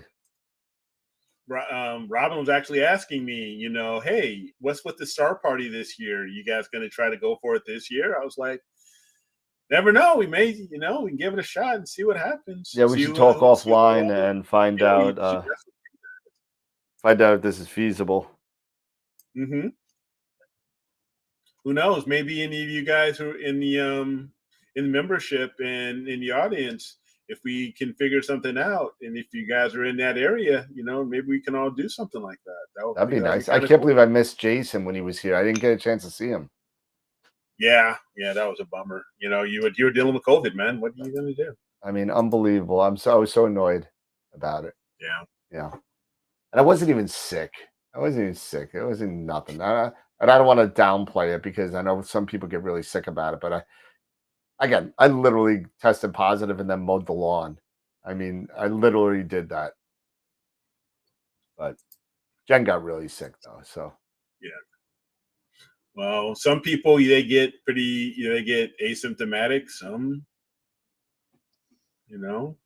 So wait, we got what? We got 16 days to Kenobi, right? There you go. Yes, we do. And Strange New World started for you Star Trek fans out there. A lot of cool stuff. Yeah. A lot of cool stuff happening. And nobody cares about Hockey Pete anymore. Only you do. This is the best part, man. It goes right to June. I'm telling you. This is playoff hockey right now. I'm telling you, just because your team got kicked out, well, I don't know. I'm sorry, listen, they didn't even make it. And then, no more and then drop. Don't F-bombs. Then they fired the coach. I was going to say. Then they fired Barry Trotz. I'm like, come on, how do you fire Barry Trotz? It wasn't his fault. I mean, come on, it's not his fault. But it was so not his fault, man. It was like I was so upset about that. I think that's a bad mistake. I think Lou just wants another cup before he dies, and so So what are we going to get? It's going to be interesting. Yeah, well, we'll see what happens. Yeah, I think you've just. So I mean, what's that? So what? The Caps 3-goal lead. Oh, screw him. I'm very spiteful right now. So.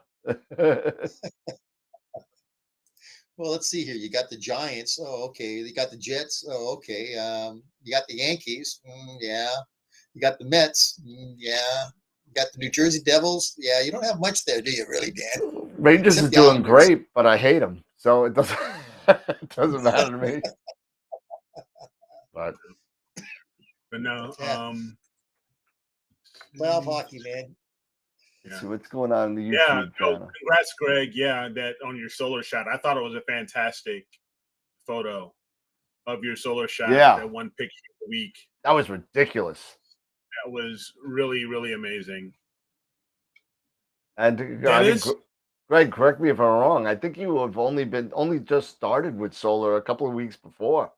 So I mean, he posted this picture. He's like, I can't believe I'm taking these images. So Yeah. it's pretty awesome. Dennis, we haven't had the official star party yet, but we Nope. are looking at Cherry Springs. That's where the proposal has been for Cherry Springs. Yep. That's what we were planning. That's what we were hoping to do it last year, but with this pandemic and everything else, it didn't happen. So that's why we're hoping to do it this year. Yep. And we're targeting end of July, early August. The last weekend of July is what we're looking at, because that's when the new moon is. So that's when the new moon is, exactly. Yep. So that's what we're looking at right now. So hopefully that'll work out. Last year it was COVID and the weather. The weather was just horrible. Yeah, the weather. Yeah, because the big storm Yep. came through, because I guess it was the hurricane and everywhere, whatever. The astronomy gods told us no, and so that was it. Oh well, what are you gonna do? That's it. What are you gonna do, man? If the weather's good, we go. If it's not, we don't, and that's what it is. So and it doesn't look like I'm gonna be able to image tomorrow either, because right now we're looking at 15-mile-per-hour winds. Oh no, I'm done until probably. That's why I wanted to do this stuff tonight, because I saw the weather. The weather's just disgusting. I mean, as of midnight tonight, now it's cloudy. I told her it's Thursday's done, Friday's done, Saturday's done. It's you can't even see the blocks because all of them are white. Right. They're all white here. There's no blue here. There's nothing. Oh, hold on. If I go this way, that little bit of blue right there, that's at 10 o'clock tonight. That's in the past right now. So it's done. I'm done until probably Monday, Tuesday. Yeah. I'm kind of curious. I've always tried to tempt as far as dealing with wind, especially with my Schmidt. Using the dew shield, it makes it like a sail, so and now with with us having the new dew heater ring on the Schmidt Cassegrains, I'm really curious. The only concern is unfortunately I have cool neighbors, so we don't get I don't have lights coming around, in my area, which is nice in our backyard. So I don't know. Maybe I'll be tempted to just take the dew shield off and rebalance it and take a look and see how it'll act. With 14, 12 mile per hour winds, it's probably still going to end up like crap, no, it's not going to be good. Yeah, it's not going to be good, but you never know. Let's see. Cherry Springs is a 45-hour drive from Vancouver, assuming no traffic. Dude, Al, you should do it. You should drive it. Drive it all the way from Vancouver. Do it. People do it. People do it all the time. Yeah, do it. You can do it. You can do it, man. You can do it. 45 minutes, that's definitely doable. 45 minutes, from Vancouver to Cherry Springs, absolutely. 45 hours. Oh, 45 hours. 45 hours. Yeah. See, me and my freaking vision. It's 2 days. It's a 2-day drive. Eric is geographically challenged. Yes. Vancouver's to the left. Way to the left. I know where Vancouver is. Yeah, I'm special. This is a shout out to Chris. Good news. We'll be talking on Sunday. What's that? Chris. This is a shout out to Chris. We're going to be talking on Sunday about the SkyX Pro. Nice. The mighty lives. Nice. All right. Yeah, Mike, how you doing? And this looks like it's Mike's first night on the show. And let me apologize to all the people that are in the chat right now. This is not your normal show. I was running in and out. There's only the 3 of us. It's usually 4. So I just want to again apologize to the people that have been watching tonight. I promise I will never do this again. It just goes to show that it never works out. So don't try and play around with stuff when you know there's other stuff you should be doing. But you know what? in your in your defense, and even me, sometimes even when we have these shows, the way our weather has been, Yeah, I agree. sometimes when we have a chance to grab photons, we gotta grab them while we can. And we gotta catch those photons while we can because, first off, we're astro imagers, and this is what we love doing. Yep. And I love doing this show here just as much. But I'll be honest with you, if I have a clear night and I have to run back and forth a Oh yeah, little bit I know. to start grabbing those photons, and I'm sure the guys could, everybody in the audience, they Everybody can relate. gets it. You get it. Sometimes you do what you got to do. Now I won't be walking around with a hot mic. Just saying. Sorry. But besides that, This is once in a lifetime thing that happens to me. I mess up things, but I don't I'm always very usually 99% of the time, very PC, very straight up, very don't say anything that's gonna piss somebody off, something, try and skate that line. But I just happened to slip up a little bit tonight. So one time in 2.5 years, I think it is okay. So yeah, so Jason AZ Forerunner is setting up right now while he's watching the show. So thank you, Mike. I appreciate it. He said it was entertaining. So did Jason. So what is your favorite filter draw and why? I gotta tell you, I really like the Altair ones and the Starizona ones. I like them both.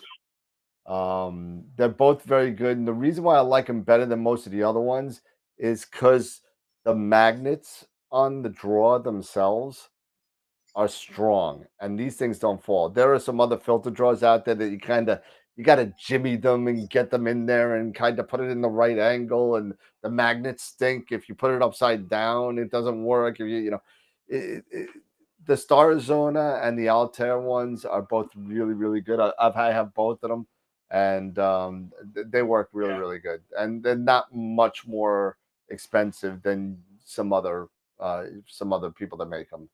And I'm telling you, get those, and you won't have a problem. They're a little bit thicker in back focus than some of the other ones, but it's 1 or 2 millimeters. It's not a big deal. Yeah, sorry guys, I was actually looking for my Starizona. Yeah, I like that Star. Yeah, somebody was asking if Carol was asking if it has light leaks, and I haven't seen any with mine.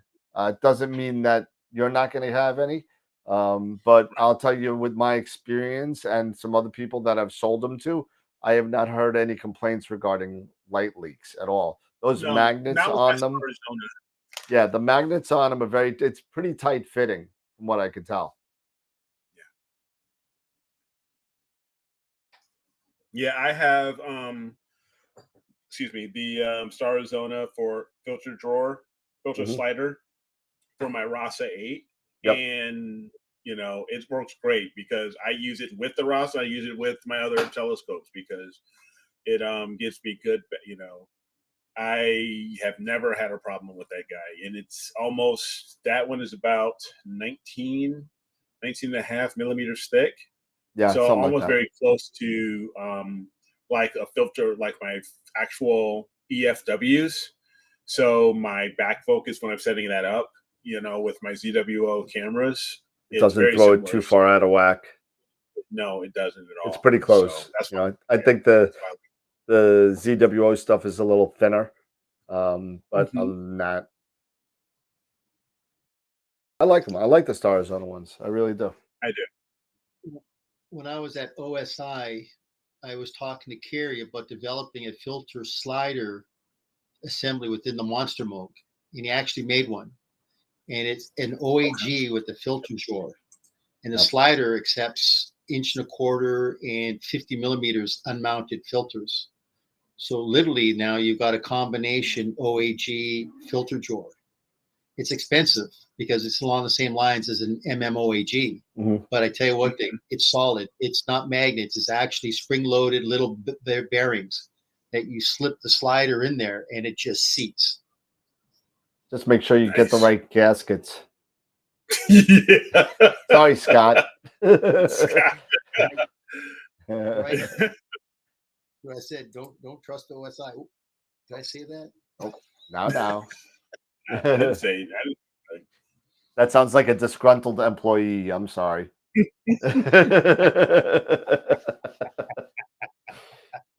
No, but we love to have fun here. We love to do stuff. We love to watch. We love to talk a little bit about everything.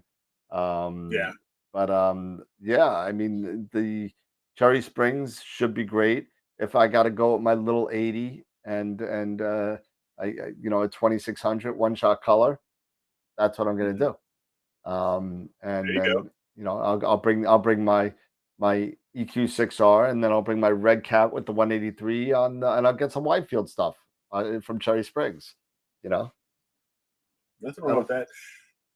Speaking of cameras, you were talking about the 2600. I got a Facebook invite to like a new, I don't think they're new. They've been around for maybe about a year or so.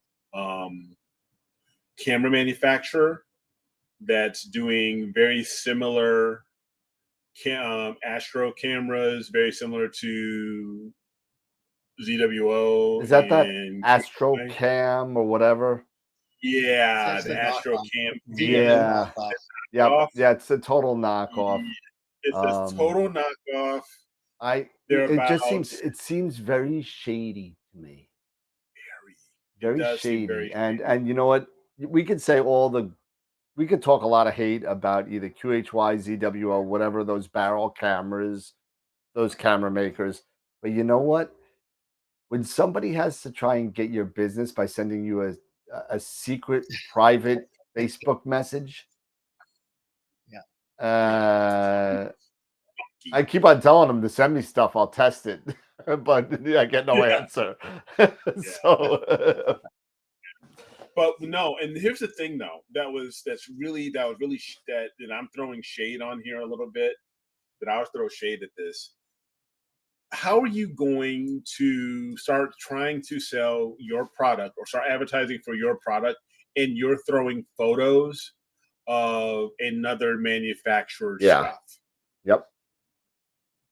That's clickbait, man. That's what it is. It is, man. And you're selling this stuff, and you're selling it for, like, I don't know, 20%, 15, 20% less.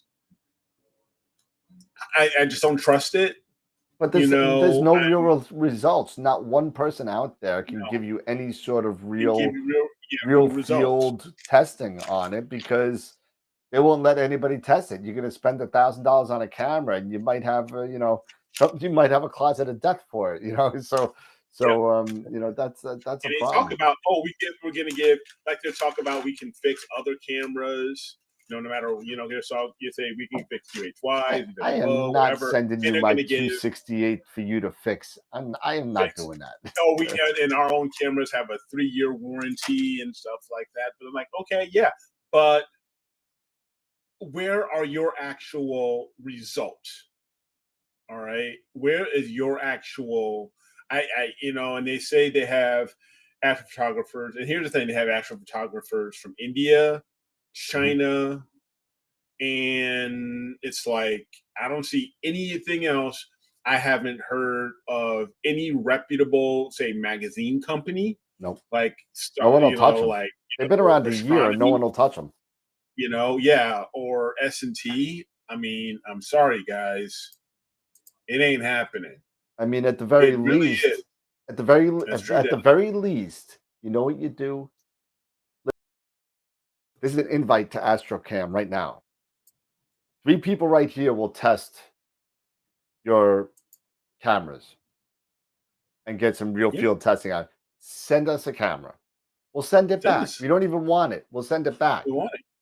We'll test it, We'll see if you go up against your ZWO or QHY relative, and we'll see how it works. We'll do the battle of the cameras and see what happens. Bring it on out. Bring it on. Let us. And again, they may outperform. Who knows? Maybe it's the best kept secret in astrophotography. We don't know because there's no real field data out there on them, and it could be using that wonderful dual layer Sony chip with the high QE. Who knows? They wouldn't be selling it for 20% less. But I mean, you know, but you know what I'm saying? We don't know. We don't know. You know. And that's why I'm throwing shade at it, because you know you're looking at their their Facebook page, and they're doing this, that, and the other, and they're trying to invite you to do this stuff, and I'm just like, dude, I'm not falling for that okie doke. Nope. Do you register each purchase? Camera mount scopes? Yes, absolutely. Register everything. Yep. Register everything. Yes, sir. And if you get a nice, cheap, accidental policy, because they're selling them a lot now with a lot of the scopes and cameras, literally like a $1,500 coverage for 2 years is like $50 for a $1,500 item. So, and if you throw it against the wall, as long as you got your receipt, they pay for the shipping. So if it's like an EQ8R, they pay for the shipping. You don't even have to worry about the shipping. They give you a label, you send it in the box, and you let it go. Yep. Pretty cool. That's if you can find someone that has it. So yeah, but definitely register everything. Yep. And you know, if you're spending $2,000 on an item or more, get an accidental. If it gets rained on, it's covered. You know what I mean? It gets struck by lightning. If you take a bat to it. Seriously, I personally, and this isn't, you know, this is just me. I have all of my receipts. You know, and a lot of these good companies, a lot of these stores, they keep records, but I still even download a copy of all my receipts, hold on to them for backup. I register them, as well as I share them with my insurance company, you know, and I sign up for that small policy in case certain, you know, the stuff isn't cheap, and you accumulate this stuff. The value, the amount of money you're putting into this stuff grows, and God forbid, you know, electrical, you know, whatever, accident, home, whatever, you want to be able to make sure you protect your stuff. Absolutely. And, insure it if you can. So. Absolutely. My homeowner, yeah. So Norm, yeah. If you could get your homeowner's insurance to cover, that's even better. Yeah, if you can. I actually got a small separate policy, very similar to what, you know, like a jewelry policy. That's not that much. You know, they're very low as far as their premium. That, you know, that I got through my insurance company, and I gave them all the receipts and said, I want to insure all my stuff. This is the value of it, and there you go. There you go. Do whatever you gotta do, but do whatever you gotta do. Make sure your stuff's protected. Yep, absolutely. Are you guys talking about, for example, Rising Cam manufactured out of China? No, it wasn't Rising Cam. I know Rising Cam. It was something else. It was like I hate to say it, like ASCAM, ASCAM. That was one of them. And yes, AskCam, AskCampan.com, ASTCAM. AskCampan, yeah, that's him. Yep. .com. That I remember. It's like here, okay, it's like, you know, they were doing this. Our company is Beijing Solin Technology Company, blah, blah, blah. We manufacture astronomical cameras. Please consider to become a part-time dealer or salesperson. And they sell different types of stuff like this. Like their AP 533 MC Pro price, $539 USD. Their 533 Mono, $749 US. You don't need to buy first. You don't need to keep inventory after your buyer. So basically, we're selling. Like we do part-time sales. We can ship directly to your customer or ship it to you, and then return the profit to you. Interesting. I just threw something out there. Chris was talking about AstroPac-Am. That's it. Yeah, ASTCAMPAN.com. Yeah, I rephrased it. I called it Astro Scam. Yeah. So That's a good nickname. yeah, I don't know if that's anything that I would kind of even think about. I'll spend the extra $200 and get something that I know is going to work, and if it doesn't, I know where to go. Yeah, exactly. Yep, I know where to go. Because there's a question: is why aren't these? Why haven't you gone to High Point? Why haven't you gone to OPT or Regina or any other? And try to become, get them to be a reseller of your product, or Yep. So it's like, I don't know. And that's a good point, Licho. If you're an ASI user or an ASI Air, you're not going to be able to use those cameras anyway. You will not. And that was the thing that was so sketchy to me is like, here if you go on their Facebook site, and you know what? I'm throwing shade at it, so I'm going to do it anyway. Yeah. So let me see. Apparently people are getting Senthil got an email from Camera Concepts.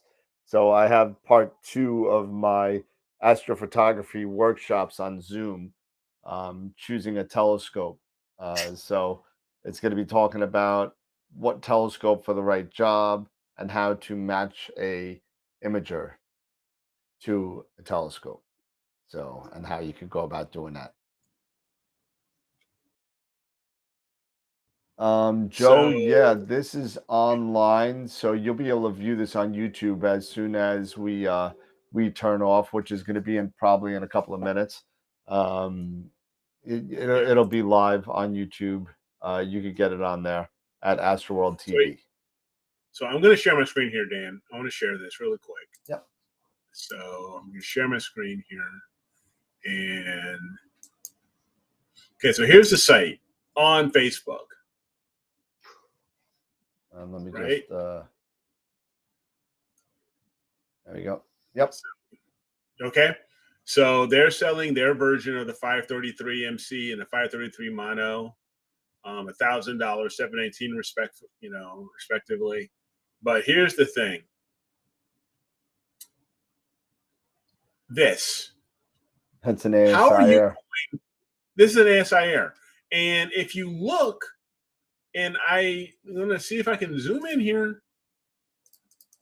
No. Sorry. I think you got to do it on the screen itself. Yeah, on the screen itself. And sorry. There you go. Take a look. You see that resolution? You see that gain? Yep. That is a 294. And that is a 294. Either mono or color. And you are putting this on your website. And you are not even selling. You don't even have it posted in you're saying shop this photo, a 533 MC Pro. No, this is not 533 MC Pro. It is not. That's pretty this silly. is why I'm throwing shade at this. And it kills me. It really, really does. And you're putting up this person, you're putting up ZWOs, a photo of a product that you don't even support, and your cameras don't support, and it's not compatible with your stuff. Are we sure that these are not compatible with the ASI Air? They are probably from the same maker, but you know what? I have not heard one thing. I mean, I don't want to say for sure that they're not if we don't know, but I find it. I got to be honest. I'll stick with you, Eric. I I mean, That's I even why I find it posted highly here. unlikely. Yeah, I find it very suspect. Yeah, this is definitely very shady to me.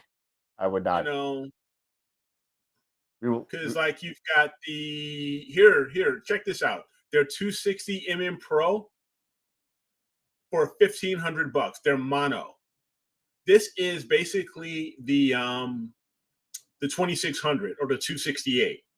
That 268. chip is supposedly in here. The 268, the QHY 268 or the ASI 2600. They're selling it. They say $1,500 for their mono version. Yeah, the 268 Or mono is $2,300. exactly, and or their color or the color version of that for 1,400, which is 2,000 if you're looking at a QHY or a ZWO. Yep. It's just, Everyone in the chat is agreeing. Way too sketch, you know. Way too sketchy, guys. I mean, I'm sorry.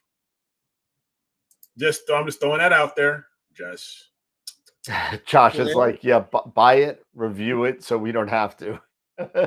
Yeah. Eric, contact, send them an email and just tell them to send us a sample.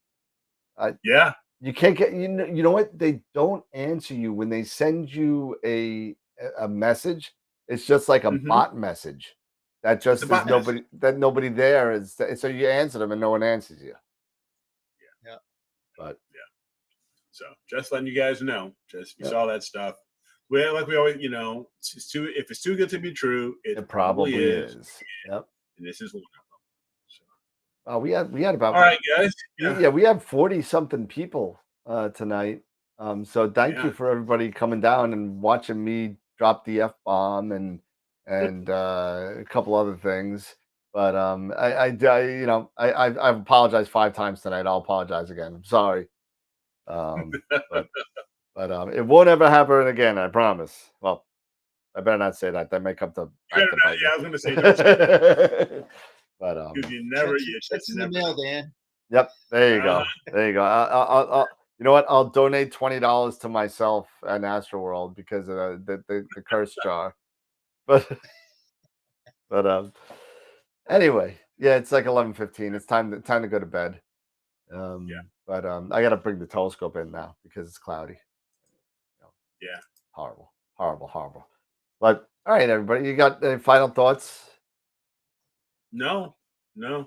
Again, thank you everybody for joining us and enjoying the comedy of what is Dan and his adventures in setting stuff up or dealing with all of his crap. So we appreciate it. Appreciate the support.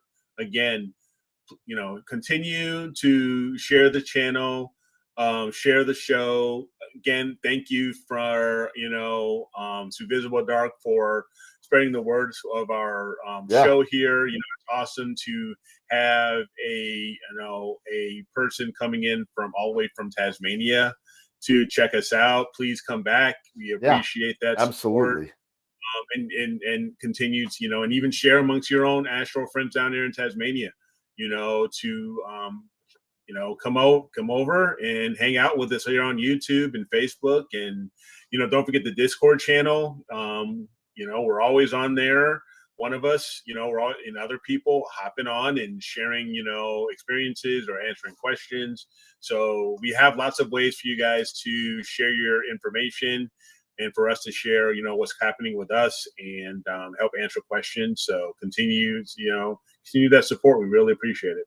And to the answer to the question, so no, there's no wheel tonight. I had to space things out a little bit. This is one of our days off from the wheel, but we will be back to the wheel on Friday. I believe we're giving away. What are we giving away on Friday?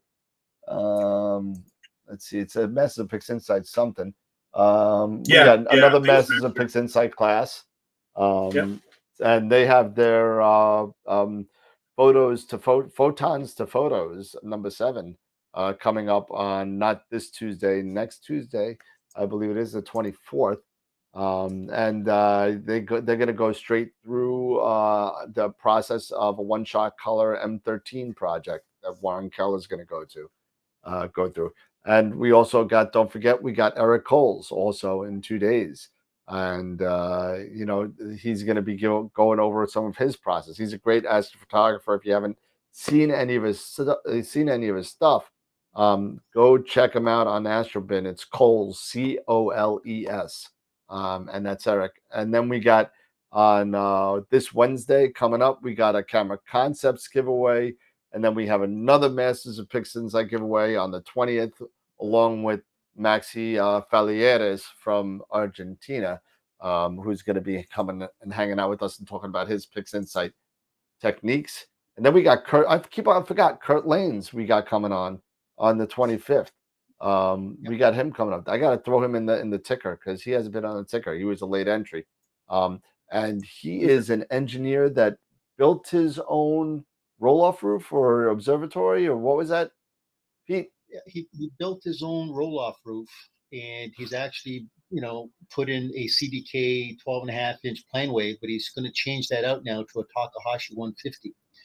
But he'll kind of talk about how he actually built the roll-off roof, and what he decided to do on it. So I thought that since people were interested in wanting to talk about observatories, especially like you, Eric, this might be something to kind of just share some insight. So it was kind of nice, and he thought he absolutely wanted to be on. So that's good that we was able to do it, Dan. It's going to be cool. That's very cool. And then we got the following Friday, we got another Masters Pixel Insight giveaway, and then I go on vacation, and then Cherry Springs. So we're gonna have to kind of figure out. That may be a week off, depending on the weather. So or we'll do some live shots and some drone shots from Cherry Springs. So we'll see. Hopefully, the latter, would be nice. But Mr. Pete, final thoughts? Well, I tell you, great show tonight. Just very informal. I tell you, Dan, the adjectives that were expressed, that was kind of caught everybody, but it was enjoyable. We're not letting it go again. It's fantastic that now we can say that AstroWorld is global. I mean, really. I mean, we're in the southern hemisphere and some of the most remote areas. So, as I said, like with Eric, just please share the wealth, and we'll bring on more important guests. I've got some other guests that I will talk to Dan about lining up that definitely want to be on the show as well. So, as I said, it's really an informative little get together for a couple hours. Dan, I won't be here on Friday because I'm going to be at the AIC show. So if anybody's going out to the that's right, enjoy it. Please come on by and say hello, and we'll share some insight out there. It's going to be a great show, but we'll be back then on the following Wednesday. Well, if you want to send me a video while you're out there, I can play it on the show, and you can be walk around a little bit. Do something like that, and walk around a little bit with the camera and talk a little bit about what you see, and do like a 5-minute thing. We'll put it on the show. Yeah, you know what? That might be a good idea. Yep. Yeah. At one point, you got to get Filippo and Tom on there. Well, Filippo's not coming out. Just Tom is coming out. Filippo's not making it out this time. Oh, I thought he was going to be there. Because Filippo, you know how animated Filippo gets. Oh, I do. It'd be kind of nice to have him on there, but unfortunately, Tom said he's not coming out. But Tom's going to be there, and I got to pick up Jeff Dickerman. He's flying into Sacramento, so I'm picking him up on Thursday, and then we're driving down to San Jose. Nice. And we also got. Did I send out the May? I sent out the May newsletter, right? Yeah, I did. Okay, I had to think about that for a second. But if you want the newsletter, go sign up on the website. We put it out every month with star party lists and guests and giveaways, and also our top 3 picks for beginner, advanced, and intermediate imaging. So definitely take a look at that. And then if you want to see the guest lists or whatever, sign up for all the giveaways. Go to the website. Go to astroworldweb.com and sign up for everything, because you got to sign up for every single. There's 6 giveaways now. So we got Optolong, we got Prima Luce Lab, we got Jerry Valdez gave us a 1-year subscription to Adobe Creative Cloud that we're giving away. Woodland Hills and Camera Concepts are giving us money to give away. So I mean, there's a lot of stuff that we're giving away. So just just sign up for everything. Hey Dan, can I ask a quick question to the viewer membership? Yeah. Remember we were talking about celestial targets of choice Yep. that we could definitely maybe use as well. I'm going to suggest that for May and June, the target that I would like to say have our membership and submit the photographs would be the Rojo Ophiuchus region, the dark sky, the dark river. Yep. I was going to suggest that maybe what we do is we'll ask our members to say, hey, let's do that as a target of choice. At the end of June, we'll submit all the images, and then for that particular celestial target, we'll do another kind of judging, and we'll pick first prize, second prize, third prize. Okay, sounds good to me. Yeah. So let's just one of my favorite regions. Yep. So because it's perfect for May, June. That's the ideal time for Rojo Ophiuchus. So we all know that's a gorgeous region, beautiful region. So let's definitely throw that out as the celestial target of choice, and we'll do the judging at the end of June. Cool. Cool.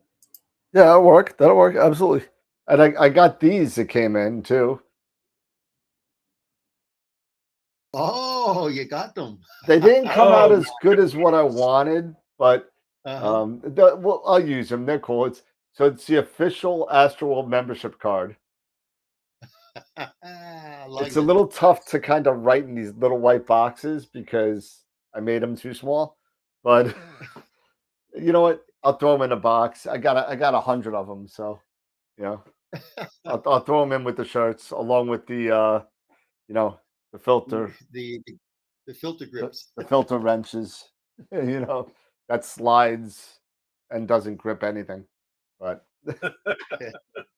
all right, fellas, it is time to go. It's almost 11:30 over Eastern, and I got to go and watch Judge Judy and go to bed. All right, everybody. Well, have a good night, everybody. Take care. Thanks everybody for watching. I saw 42 members come on, so thank you so much. Thank you for the people that have joined us from other continents and other places around the world. That's amazing.